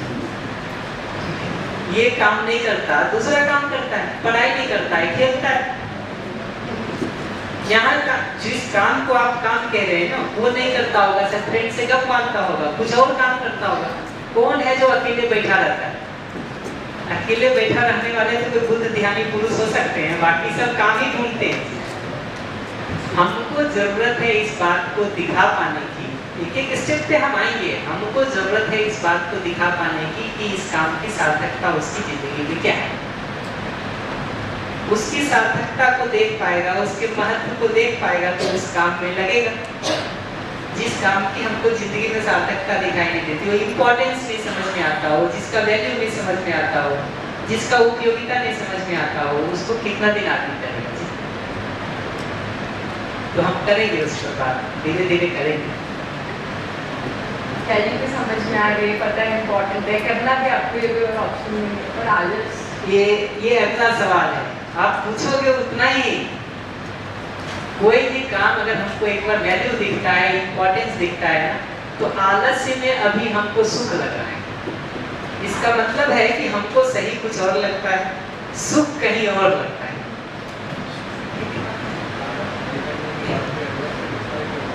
सॉरी, इसमें बोलिए आराम से। आलस नहीं भी करते हैं तो भी अगला सेटिस्फाई नहीं होता। लाइक मेरे को गुस्सा तब आता है जब 100% देने के बाद भी अच्छा सेटिस्फाई नहीं होता। ठीक है, ये सिचुएशंस तो हम लोगों को दिखती ही रहती है कि भाई हम अपना पूरा किए और अगला उस पर सेटिस्फाई करता है। अभी तो हम इतना ही कहेंगे, सुनने के आर्ट पर बात कर रहे थे, सॉल्यूशन पर हम आएंगे एक एक करके। बट जब एचआर गुस्सा कर रहा है तो उसका मूल आशय गुस्सा करना है या उसका मूल आशय परफॉर्मेंस का जो लेवल उसने अपने मन में बना रखा है वो आपसे पूरा करने के लिए रिक्वेस्ट कर रहा है? ये पकड़ना जरूरी है। अभी तो हम सुनने का पहला आर्ट आपको बता रहे हैं, आगे क्या करें वो देखेंगे एक एक करके। बट ये फर्स्ट स्टेप तो दिखाई दे कि जब अगला चीख करके चिल्ला करके कुछ बोल रहा है, हम उसके बाकी सब चीजों को छान करके सिर्फ ये सुन सकें कि he is requesting for something, he or she is requesting for something। ये छान करके तो सुन सके। कि नहीं? इतना भारी प्रैक्टिस करके देखिए कि उसके बाद आपका गुस्सा बढ़ता है कि कम होता है। सिर्फ एक उपाय मैं कह रहा हूँ कि अगली बार जब कोई जोर से कुछ बोले, नाराज होकर कुछ बोले ना, आप उसकी सारी नाराजगी को छान करके सिर्फ ये सुन सकें कि वो किस बात का रिक्वेस्ट कर रहा है।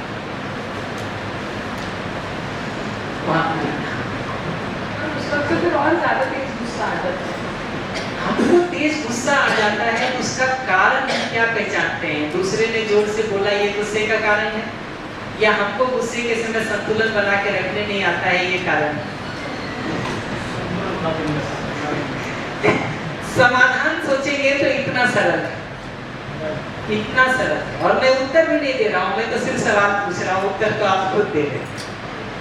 तो हम इसको और एक्सपेंड करेंगे, ये समाधान के डायरेक्शन को एक बार पकड़ लेंगे ना, ऊर्जा एप्रोप्रिएट डायरेक्शन में फ्लो होगी। उत्तर तो आप खुद ढूंढ लेंगे जी, मुझे उत्तर क्या देना है? उत्तर को देख पाने की क्षमता आप सब में है। मेरा काम तो कुछ सही सवाल पूछ के सिर्फ उस तरफ ध्यान दिलाना। मुझे बार बार कहा जा रहा है कि ब्रेक का टाइम हो गया है, तो माइक वहाँ दे दीजिए, उनको सुनने के बाद हम ब्रेक करेंगे। ये लास्ट है जिसको सुन के हम ब्रेक करेंगे।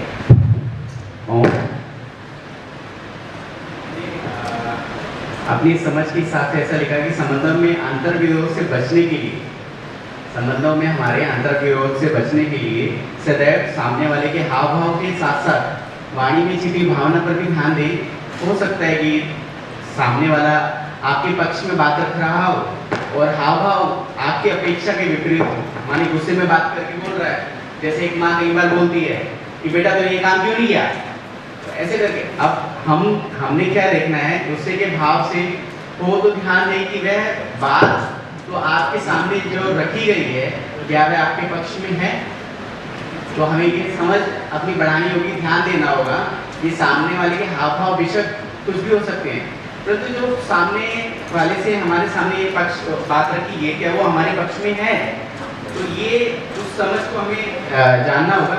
अतः सहज और संयम रखते हुए निर्णय लें, ताकि आगे की कार्यवाही यानी हमारी जो प्रतिक्रिया करे, इससे आपके आपसी संबंधों में अंतर विरोध की संभावनाएं कम होती चली जाए। ऐसा बढ़िया। तो देखिए, हम जो बात कह रहे हैं, मैं उसको 2-4 मिनट में समराइज करके ब्रेक करता हूँ। क्या टाइम थोड़ा सा ठीक, तो बढ़िया। मैं 15 मिनट, अच्छा आपको समय मिल गया। मैं समाधान को थोड़ा एक्सप्लेन कर देता हूँ अलग अलग तरह से कि उसका मतलब क्या है। समाधान का मतलब है कि आप जब कभी हमारे साथ गुस्से से, अपमान से, विरोध से, घृणा से, चीड़ से बोलते हैं, तो हम अपना संतुलन बना के रख पाते हैं। ये समाधान का पहला चरण।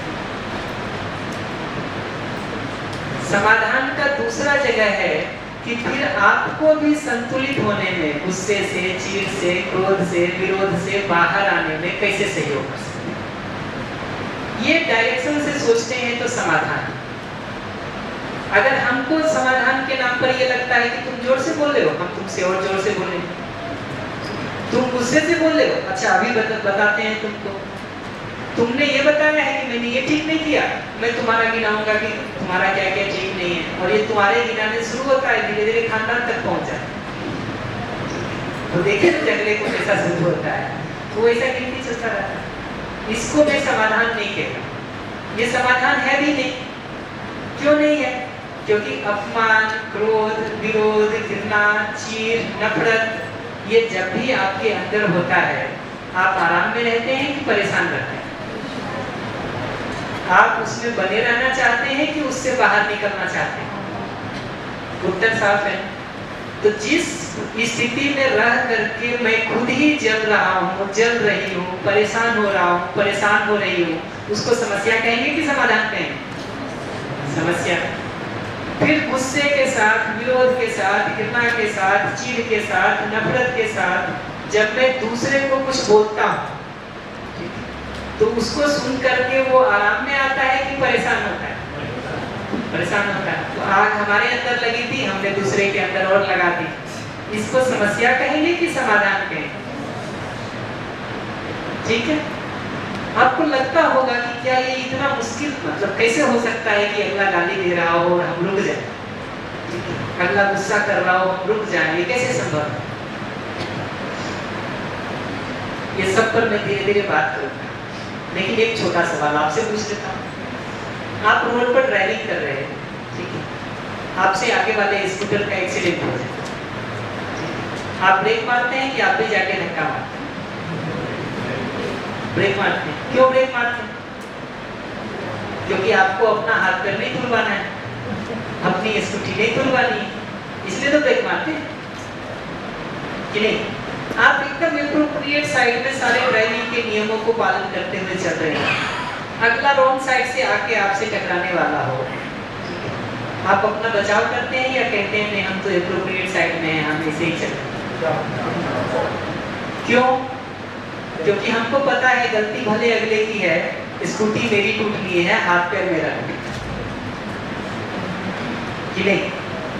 ये बात देखते हैं ना अपनी जिंदगी में कि नहीं देखते? ऐसे ही जब अगला, मैं तो कम से कम यही करता हूँ कि अगला जब कभी विरोध से हमको कुछ कहता है, क्रोध से कुछ कहता है, घृणा से कुछ कहता है, नफरत से कुछ कहता है, हमको पहली चीज ये दिखाई देती है कि उसने अपने अंदर आग लगा लिया और उसमें वो जल रहा, उसने अपना मानसिक एक्सीडेंट कर लिया। क्यों मैं एक्सीडेंट कह रहा हूँ? क्योंकि इस अपमान में, विरोध में, क्रोध में रह करके वो जल रहा है, ये बात हमको दिखाई देती है। कैसे दिखाई देती है? अपना निरीक्षण करके, सेल्फ ऑब्जर्वेशन करके मैंने ये देखा है कि एक क्षण के लिए भी मेरे अंदर अपमान आता है, विरोध आता है, क्रोध आता है, घृणा आती है, चीड़ आती है, तो वो मेरे परेशानी का, मेरे जलने का, मेरे दुख का कारण बनती है, नहीं बनती? जिस क्षण हमारे अंदर अपमान का भाव रहता है, विरोध का भाव रहता है, घृणा का भाव रहता है, नफरत का भाव रहता है, ईर्ष्या का भाव रहता है, हम आराम में रहते हैं कि परेशान रहते हैं?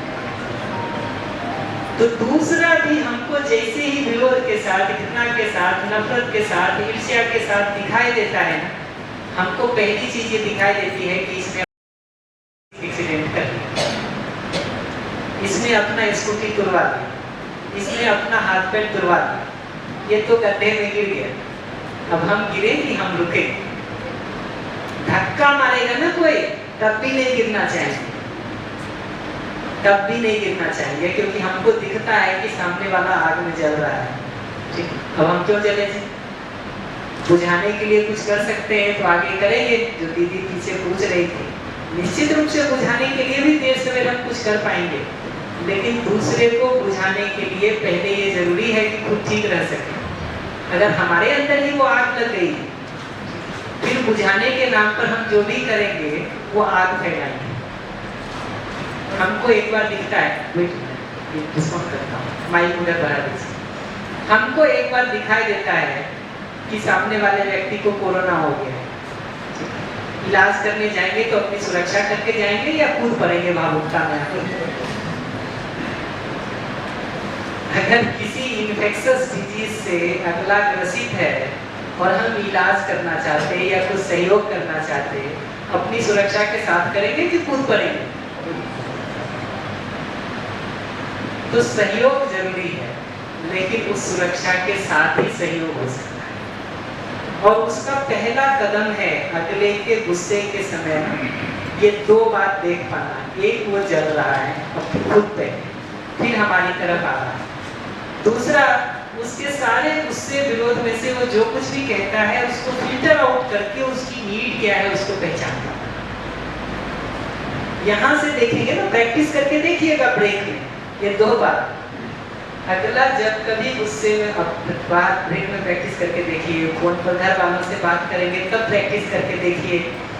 अगला जब कभी भी विरोध में कुछ कह रहा है ना, तो ये देख पाए कि अगले ने अपने अंदर आग लगा लिया, अपना मानसिक एक्सीडेंट कर लिया है और उसमें वो जल रहा है। दूसरा, उसकी सारी बातों में से छान करके फिल्टर आउट करके ये सुन सकें कि उसकी नीड क्या है। क्योंकि अगर हम इस घर में खड़े हैं, 10 चीजें हमको दिखाई देती, ठीक है, रोड पर 100 रुपए का नोट भी पड़ा हुआ दिखाई दे, कचरा भी दिखाई दे, तो हम छान करके पैसा देंगे, कचरा छोड़ेंगे कि सब उठा के भर लेंगे अंदर? हमारी स्थिति अभी ऐसी हो गई है कि जहाँ से जो कचरा मिलता है ना सब उठा के अपने अंदर ला के रखते रहते हैं। उससे जिंदगी में खुशबू आएगी कि बदबू आएगी? संसार के सब जगह के कचरे को अगर उठा के हम अपने अंदर रखेंगे तो कचरा से क्या आएगा, खुशबू की बदबू? ये पहचानना जरूरी है। इधर माइक में पहले कई प्रश्न पहले का सुन लेता हूँ, काफी देर से कह रहे हैं। हाँ, आप कह रहे थे कि मान लो वो एक्सीडेंट तो हो गया है या कर रहा है या हो गया, किंतु वो अपन को रोकना, तो वो ये कह रहा है कि मेरे साथ ही एक्सीडेंट करो, मतलब वो जबरन कर रहा है, मतलब मैं गिर रहा हूँ कुएं में तो मेरा हाथ पकड़ के खींचना चाह रहा है। और वो ऐसा मामला है जिसमें जब पड़ोसी दूर सभी सब, उसका तो अपन क्या कर सकते हैं, वो तो नहीं कर सकते अपन, जब घर की परिवार की बात आ जाती है और वो कहता है मेरे साथ ही गिरो। अब उसकी सीमा होती है कितनी देर तक अपन अपने आप को बचा के रखें, उसके बाद हम भी कूदने के लिए तैयार हो जाते हैं। नहीं हुए कूदने पर बंद तो करता है कि मान लो गलत जगह कूद रहा है तो अपने आप को घातक बचाएंगे, क्योंकि एक सीमा होती है। जब मैं कह रहा हूँ मेरी 20 साल की बात है, अब 20 साल से बच रहा हूँ मैं, फिर भी वो ये कह रहा है कि कूद, मैं नहीं कूद रहा। अब वो जो आप सब जानते हैं शायद, तो वो मानने को तैयार नहीं है। बुरा नहीं मानिएगा, लेकिन मैं एक ही बात जो जिस सामने वाले की आप बात कर रहे हैं उससे एक बार पूछ के देखिएगा, वो भी एग्जैक्टली यही बात बताएगा जो आप कह रहे हैं। भरोसा नहीं हो तो किसी से पूछवा के देखिए। नहीं, वो तो दोनों साइड है, अपनी अपनी चीजों पे है ही। तो इससे ये बात पता चलती है कि मतलब अभी फिर जो आप कहते हैं ना, उससे ऐसा लगता है कि समस्या सिर्फ सामने वाले में है, मैं तो विक्टिम हूँ। नहीं, मैंने तो विक्टिम बना दिया, यही लगा लो उसको क्योंकि उसने स्टार्ट किया, मैं बैठ गया, देखता रहा, करता रहा, वो ज्यादा हो गया। आप ध्यान से अगर अपनी भाषा को सुनेंगे ना, हर बार उस बात की गवाही मिलेगी। किसने स्टार्ट किया? कह रहे हैं उसने स्टार्ट किया। ये एग्जैक्टली यही सिद्धांत है कि सामने वाले ने गलती सोची, अपने ऊपर कोई जिम्मेदारी लेने को तैयार नहीं। सबको लगता है गलती सामने वाले ने, हर जगह ऐसे ही लगता है। हमारी तरफ से क्या चूक हो रही है, इस पर हमारा बहुत ध्यान नहीं जाता, हमारा बहुत ध्यान नहीं जाता। सामने वाले को हम इतना स्कैन करते रहते हैं कंटिन्यूअस कि एक चीज भर दिख जाए, हम उंगली डाल के भागने के लिए तैयार हो जाए। तो हम बात करेंगे इन मुद्दों पर कि कैसे इसका हल निकाल सकें। जब हम परिवार वाले मुद्दे पर आएंगे तो इसको बात करेंगे। अभी तो हम कुछ बेसिक बैकग्राउंड खींच रहे हैं, कम से कम ये तो दिखना शुरू हो गया होगा कि समझदारी और समाधान की आवश्यकता है। डायरेक्शन में फिक्स कर रहा हूँ कि वो डायरेक्शन तब है, समाधान के सोचने का मतलब ये है कि मेरा अपना भाव स्नेह का ठीक बना रहे और दूसरों को भी विरोध से निकल के स्नेह में आने में मैं सहयोग कर सकूं। ये दिशा में सोच रहे हैं तो समाधान संभव है कि नहीं है, कैसे करें। रेडीमेड कैप्सूल तो नहीं है जो मैं अभी बांट सकता हूँ, लेकिन देखते हैं अगले 5, 6, 7 दिनों में उपाय निकलता है कि नहीं। मेरा अपना अनुमान है कि चौथे 5वें दिन तक आप इसमें से जितना पूछेंगे या तो आपको उत्तर मिल जाएंगे खुद ही, या बचेगा तो हम देंगे। लेकिन ये डायरेक्शन पकड़ना जरूरी है कि समाधान का डायरेक्शन क्या है। समाधान के डायरेक्शन का मतलब है हम भी रोग से बाहर निकल के स्वस्थ रह सकें, अगले को स्वस्थ होने में सहयोग कर सकें। इसका मतलब मम्मी अगर चीख करके हमको कुछ कहती है, हम अपना संतुलन भी बना के रख सकें और अपने रिस्पॉन्स को इस तरह से दे सकें कि मम्मी आराम में आ सके। यही बात मैं मम्मी की तरफ से भी कहूँगा कि अगर बच्चा चीख करके बोलता है तो मम्मी अपना संतुलन बना के रख सके और अपने रिस्पॉन्स को इस तरह से कर सकें कि बच्चा आराम में आ सके। अब आप पूछेंगे ये दोनों में कहाँ से शुरू करें? यहाँ पेरेंट्स बैठे हैं तो पेरेंट्स से शुरू करें, बच्चे बैठे हैं तो बच्चे से शुरू करें, और दोनों बैठे हैं तो दोनों से शुरू करें। क्योंकि जो है जिसको समाधान दिखेगा, जिम्मेदारी तो उसी की बनती है। हमको दिख रहा है यहाँ सांप है तो हम बचाव करने का काम करेंगे। जिसको रस्सी दिख रही है वो थोड़ी बचाव करेगा, जिसको सांप दिख रहा है वही तो बचाव करेगा कि नहीं। जी करेंगे, एक एक के उपाय पर बात करेंगे, पर अभी ये पकड़ना जरूरी है कि समाधान का डायरेक्शन क्या है। उसको अगर नहीं पकड़ते हैं ना तो हमारी ऊर्जा का एक बड़ा हिस्सा क्रोध में, विरोध में, घृणा में, अपमान में, द्वेष में, दूसरे को दिखा देने में गुजर जाता है। समाधान के जो 2 पॉइंट आपने बताए, तो मुझे ऐसा लगता है कि पहला पार्ट में कर पाता हूँ जहाँ पे मैं उनकी नीड तक पहुँच पाता हूँ, जो क्या बताना चाह रहे हैं। बट दूसरे पार्ट में आप ये भी बोल रहे हो कि उनको कैसे मदद कर पाए, जो वो भी भावना है। तो मैं ये पूछना चाहता हूँ, मेरे अंदर ऐसा क्या मिसिंग है या क्या मैं नहीं समझ रहा हूँ कि मेरे अंदर वो उनको हेल्प करने का भाव नहीं आता, क्योंकि समझता है वो जल रहा हो तो मैं दूर हो जाता हूँ, मैं बात नहीं करता हूँ, बट उनको हेल्प करने का फिर मन भी नहीं। दो में से एक कारण से, या तो अपने अंदर कॉन्फिडेंस नहीं है या उनके साथ अपना संबंध दिखाई नहीं देता। अगला अगर मुझे अपने संबंधी के रूप में नहीं दिखाई देता है तो तुम जाओ बाहर, तुमसे हमको क्या। लेकिन अगले के साथ अगर संबंध में अपना जुड़ाव दिखाई देता है, कैसे भाग सकते हैं, कैसे छोड़ सकते। कोई और कुछ पूछ रहे थे? हाँ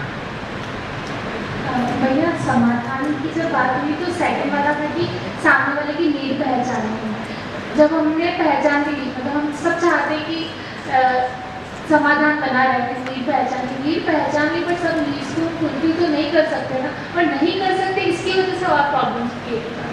ठीक कह रहे हैं, अभी एकदम ठीक प्रश्न पूछ रहे हैं आप। धीरे धीरे हम इस बात को देखने का काम करेंगे कि ये नीड्स कैसे पूरी हो सकती है। अभी सुनना तो शुरू करें, कम से कम इस तरह से हम छान करके सुनेंगे तो अपनी स्थिति ठीक तो रहेगी।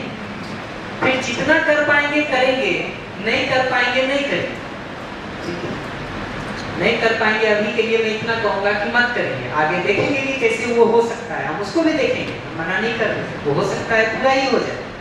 लेकिन अभी के लिए मैं कहूँगा कि नहीं कर सकते हैं मत करेंगे, लेकिन कम से कम अपने अंदर आग तो न लगाएं। अपने अंदर की शांति तो बनी रहे, फिर कुछ कर सकते हैं तो करेंगे, बट न्यूनतम जगह हुआ है। क्योंकि अगर अपनी ही शांति खो जाती है फिर उपाय क्या करें। हमको लगता है हम बच्चे को डांट रहे हैं क्योंकि उसको पढ़ाई नहीं कर रहा। हम ये नहीं देख पाते कि हमारे अंदर गुस्सा आ गया है इसलिए डांट रहे हैं। ये गुस्सा हो सकता है ऑफिस से आया हुआ, ये गुस्सा हो सकता है पड़ोसी से आया हुआ, ये गुस्सा हो सकता है किसी और कारण से आया हुआ, जो सामने मिलता है उसको उतार लेते हैं कि नहीं। कोई और कुछ पूछ सकते हैं? पीछे बाइक प्लीज। जी, किसी से अगर कुछ विरोध है या फिर कोई बात एक नहीं आ रही है तो ये समाधान हो सकता है कि चलो आओ बैठते हैं, आप यहाँ पे हो मैं यहाँ पे हूँ, बीच का कुछ रास्ता निकालते हैं बात करके, तो ये तरीका क्या ठीक है? बहुत बार ऐसा होता है कि हम ऐसे ही करते हैं, जब झगड़ा होता है तो बैठ करके बात करने की सोचते हैं, लेकिन होता क्या है कि अगली बार जब हम बैठते हैं ना तो झगड़ा खत्म होने के बदले और बढ़ा के उठते हैं, बड़ा हो जाता है।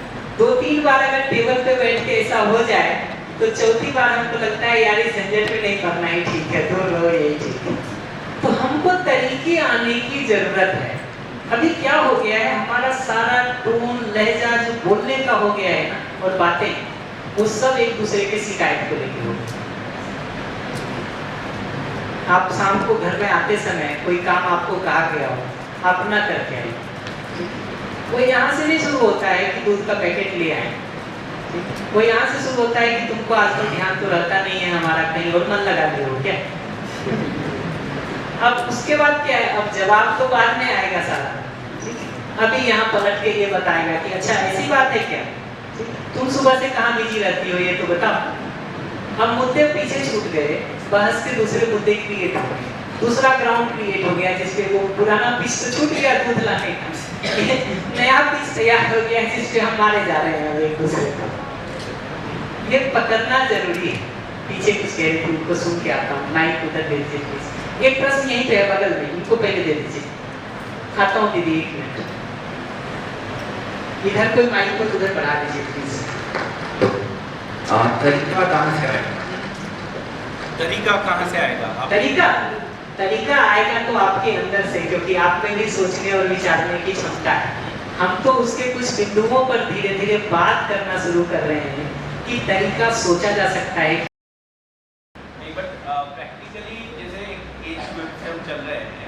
तो ये इतना ज़्यादा पॉसिबिलिटीज लगती नहीं है। कहने में तो बहुत इजी लग रहा है, अच्छा लग रहा है, बट ह्यूमन टेंडेंसी है कि सामने वाला जब चिल्ला के बोलेगा, हाई पिच पे बोलेगा या विरोध में बोलेगा, तो 30-40 सालों से जो भी हम पीछे से लेके चल रहे हैं तो वो स्वाभाविक रूप से सामने आता है। तो उस पर क्या प्रैक्टिकल टिप कर सकते हैं? वो माइक ठीक नहीं चल रहा। तो इस पर क्या प्रैक्टिकल टिप्स कर सकते हैं? बता रहा, देखिए ये हो सकता है कि नहीं, इसके उत्तर में मैं इतना ही कहूँगा कि मैं जब 2003 में IIT कानपुर में पढ़ता था ना, तो जो कंप्यूटर हमारे आते थे वो 40 GB का उसमें हार्ड डिस्क होता था, 40 GB। रैम जो होता था उसका वो 512 MB, ठीक है। मेमोरी उसकी होती थी 40 GB, रैम था 512 MB, 512। आज जिस मोबाइल को आप हाथ में लेके घूम रहे हैं उसकी मेमोरी होगी कम से कम 64 GB, 128 GB, 256 GB। उसकी रैम को अगर आप देखेंगे ना, ठीक है, 4 GB, 2 GB, 8 GB, 16 GB ऐसा रैम हो कि नहीं। आज से 50 साल पहले, 100 साल पहले आप किसी को कहते हैं कि एक ऐसा इंस्ट्रूमेंट हो सकता है जिससे 7 समंदर पार लोगों से बात भी हो सकती है और चेहरा भी दिखाई दे सकता, तो कहता पागल है, पागल। पिछले 30 साल, 35 साल या 40 साल मान लीजिए, इंडिया में मोबाइल को आए तो 40 साल भी नहीं हुए, 30-35 साल मुश्किल से हुए। 30-35 साल में आप देखिए कितना चेंज हो गया कि जो उस समय का कंप्यूटर नहीं था आज मोबाइल है। मोबाइल तो छोड़िए, उस समय के मोबाइल तो हथौड़े जैसे आते थे, नोकिया और मोटरोला के, तो सिर खोलने में भी काम आ सकता है किसी तो ये समझना जरूरी है कि आदमी सामूहिक रूप से प्रयास करता है ना, इतनी तेज प्रगति होती है जिसकी कल्पना भी संभव नहीं। एक आदमी इसकी कल्पना भी नहीं कर सकता कि ये संभव भी हो सकता है। ये सामूहिक प्रयास की ताकत है जिसके कारण वो असंभव भी संभव हो पाता है, क्योंकि किसी ने जब समाधान के अर्थ में हम सोचना शुरू करते हैं ना, तो किसी न किसी को कहीं ना कहीं से उसका बीज स्ट्राइक करता ही है।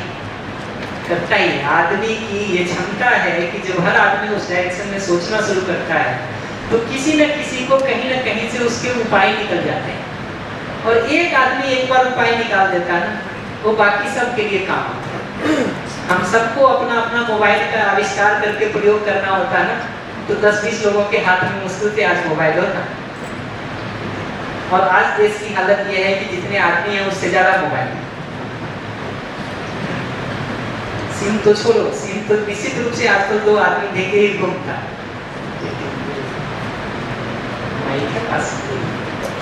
एक सेकंड, दीदी पीछे कुछ कह रही थी, उसको सुन लेता हूँ, फिर आता हूँ। हाँ बताइए। नमस्ते सर, मेरा प्रश्न 2 भागों में विभाजित है। आपने बोला था गलती जब हमको दिखती है, हमको सिर्फ सामने वाली गलती दिखती है और कुछ और समझ नहीं आता कि हम क्यों ऐसा रिएक्ट कर रहे हैं। क्या आप ये कह रहे हैं कि कोई भी गलती ब्लैक एंड व्हाइट नहीं होती? That is my first question. Second बताइए। सेकंड ये है कि बहुत सारे, जैसे इंडिया में बहुत सारे अपराध होते हैं, चाहे वो निर्भया हत्याकांड हो या RJ मेडिकल कॉलेज का हत्याकांड हो या हाल ही में तो दुर्दे हुआ था पहलगाम में। यहाँ पे सब कुछ ब्लैक एंड व्हाइट है, तो हम यहाँ भी हम क्यों सेल्फ इंट्रोस्पेक्ट करें कि नहीं यहाँ पे कुछ हुआ होगा, कभी ये हुआ होगा? नहीं, मैं सेल्फ इंट्रोस्पेक्ट करने का मतलब ये नहीं कह रहा हूँ कि हम ये सोचना शुरू करें कि शायद दूसरे पक्ष ने भी कुछ गलती की। हम ये कह रहे हैं कि यहाँ भी जो आदमी इन क्रियाकलापों में लिप्त है, वो 18 साल, 20 साल, 15 साल, 14 साल, 22 साल, 30 साल किसी उम्र का होगा ना। ये 14 सालों में हमने माँ बाप के रूप में क्या किया, हमने एक शिक्षक के रूप में क्या किया, हमने एक समाज और परिवार में संस्कृति सभ्यता के रूप में क्या किया। और ये सवाल हमको पूछना चाहिए कि अगर वो बच्चा बचपन से ही अपराधी नहीं है, तो ये 14 साल में, 15 साल में, 20 साल में, जितना भी समय हमारे पास है, क्या हम एक ऐसा संस्कार डेवलप उसमें कर सकते हैं कि वो इन अपराधों को करने के बदले अगले को सहयोग करने की मानसिकता रखे? अपराध नहीं करना तो सेकेंडरी चीज है। मैं तो प्राइमरी कह रहा हूँ कि वो खुद ठीक रहते हुए अगले को सहयोग करने की मानसिकता रख सके। क्या हम 10 साल, 12 साल, 15 साल, 18 साल लगा करके एजुकेशन में इस काम को कर सकते कि नहीं? ये हमारे आपके लिए इंट्रोस्पेक्शन कब होता है? इंट्रोस्पेक्शन डज नॉट मीन कि हम ये सोचें कि दूसरे पक्ष की भी कोई गलती है। तो निश्चित रूप से कुछ चीजें ब्लैक एंड व्हाइट तो होती हैं, होती just an add on to the previous question कि आपने बोला था कि पहला सेल्फ इम्प्रूवमेंट होता है, दूसरा दूसरों को इंस्पायर करना होता है। दूसरों को इंस्पायर ठीक है, पर दूसरों को फोर्स हम नहीं कर सकते। ऑफ कोर्स अगर आप फोर्स कर रहे हैं ना तो आप दूसरों के प्रोग्रेस में बाधा डाल रहे हैं। Thank you. फोर्स करके कोई चेंज नहीं होता आदमी। फोर्स करके जैसे ही चेंज करना चाहते हैं ना, अगला आपकी बात बाद में सुनता है, आपको रेसिस्ट पहले करना है। बिल्कुल इसके प्रश्न को सुन लेते हैं। हम तो आपको वेट कर रहे हैं कि जब आप कहेंगे तो हम सोचेंगे। सॉरी, आपने जैसे सॉल्यूशन का अभी बताया था कि जब ये दोनों का आर्गुमेंट हो रहा होता है, एक मतलब सेकेंड वाले की नीड को समझो कि क्या नीड है, तो अभी वो जो अभी तक जो हैबिट है वो तो भी क्या आपने चेंज भी करी बहुत टाइम पे, ठीक है अभी ये सब कैंप है तो याद बात मतलब रह भी गया, वो हो भी गया, but there will be a point when you will lose your temper. तो जब वो पॉइंट आना ही है तो फिर इतना ट्राई क्यों करना, क्योंकि उसके बाद तो कुछ चीज़ें बिगड़ती है। वापस आप उस स्टेट में जाने के लिए फिर आप वापस ये सब अटेंड करो, और मतलब जब वो ही हो रहा है तो फिर सेंस ही जब टेम्पर आना ही है तो ट्राई क्यों करना, गुस्सा आना ही है तो फिर उससे बाहर निकलने का ट्राई ही क्यों करना, ये कह रहे हैं। जब इतना ट्राई करके भी वो आएगा तो फिर क्यों इतना मेहनत। कम से कम क्या होगा वो बता रहा हूँ, कम से कम ये हो जाएगा।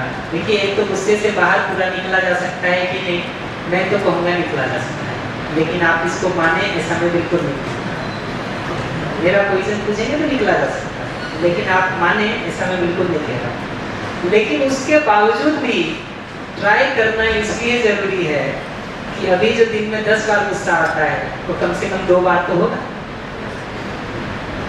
अभी जो महीने में 15 दिन झगड़ा होता है कम से कम 1 दिन के तो आएगा। अभी जो हमारा झगड़ा हो जाता है और 3 महीना तक हम एक दूसरे का खून जलाते रहते हैं, सालों उसमें जलते रहते हैं, वो कम से कम साल महीनों में तो बदलेगा, महीना दिनों में तो बदलेगा। तो हमारा आग जिसमें हम जल रहे हैं कम से कम उसकी मात्रा ही कम हो जाए, उसका ड्यूरेशन ही कम हो जाए, उसका फ्रीक्वेंसी ही कम हो जाए, उसका इंटेंसिटी ही कम हो जाए, वो भी तो आराम है ना। 100 डिग्री पानी में आप जले और 40 डिग्री में जले हैं, फर्क होगा कि नहीं होगा, होगा ना। 100 डिग्री में 1 घंटे तक जले और 100 डिग्री में 2 मिनट तक जले, फर्क होगा कि नहीं होगा। 100 डिग्री में दिन में 10 बार जले और 100 डिग्री में दिन में 1 बार जले, फर्क होगा कि नहीं होगा। कम से कम इतने फर्क के लिए ही कर ले कि नहीं। हमसे लोग बार बार पूछते दूसरे ऐसा नहीं कर रहे हैं तो हम ही क्यों करें। हम सबको पूछते लंच ब्रेक होने वाला है ना, मैं खाना नहीं खाऊंगा, आप लोग छोड़ देते हमारे कारण खाना। मैंने नाश्ता नहीं किया, आप लोगों ने छोड़ दिया क्या हमारे लिए कि श्याम नाश्ता नहीं कर रहा है, हम नहीं करेंगे। हमको ऐसा लगता है कि ठीक जी करके हम दूसरे के ऊपर उपकार करते रहे, इसलिए हम बार बार ये प्रश्न पूछते रहते हैं कि कब तक झेलें, कब तक करें। हमको जिस दिन ये दिखने लगता है कि ऐसा जीना मेरे अपने सुखी होने के लिए जरूरी है, मेरे अपने तृप्ति का उपाय है, फिर हम ये बात नहीं देखते हैं कि दूसरे ऐसा कर रहे हैं।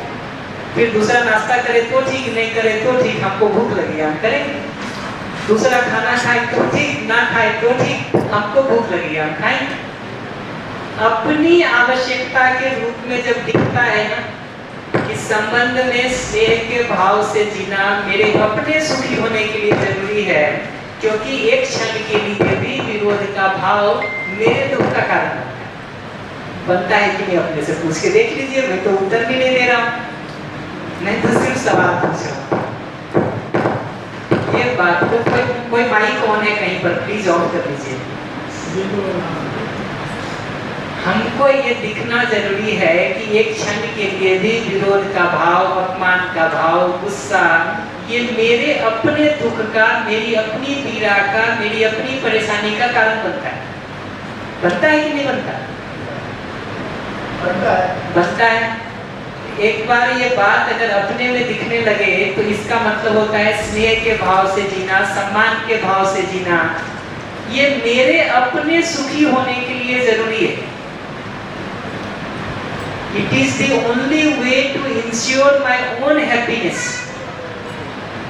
Ensuring the feeling of respect, ensuring the feeling of affection in relationship is the only way to ensure my own happiness. ये हमारे अपने सुखी होने के लिए जरूरी है। ये बात जितना जितना दिखेगा ना, उतना उतना ये सवाल साइड होता चला जाएगा कि इसने ब्रेकफास्ट नहीं किया तो हम क्यों करें, इसने लंच नहीं किया तो हम क्यों करें, इसको तो प्यास नहीं लगी है, पानी नहीं पी रहा है, हम क्यों पिए, हमको प्यास लगी है तो हम पानी पीते हैं, बगल वाला पिए चाहे ना पिए, क्योंकि हमको दिखता है कि पानी पीना मेरी जरूरत है कि नहीं। विचार किया जाए, कोई प्रश्न होगा लौट करके हम बात करेंगे। 1:30 बज गया है, तो क्या हम 3:30 बजे रिज्यूम कर लें? 3:30 रिज्यूम कर लें? एक दो अनाउंसमेंट करते हैं। हाँ श्योर, 3:30 बजे हम लोग मिल लें, किसी को कठिनाई तो नहीं?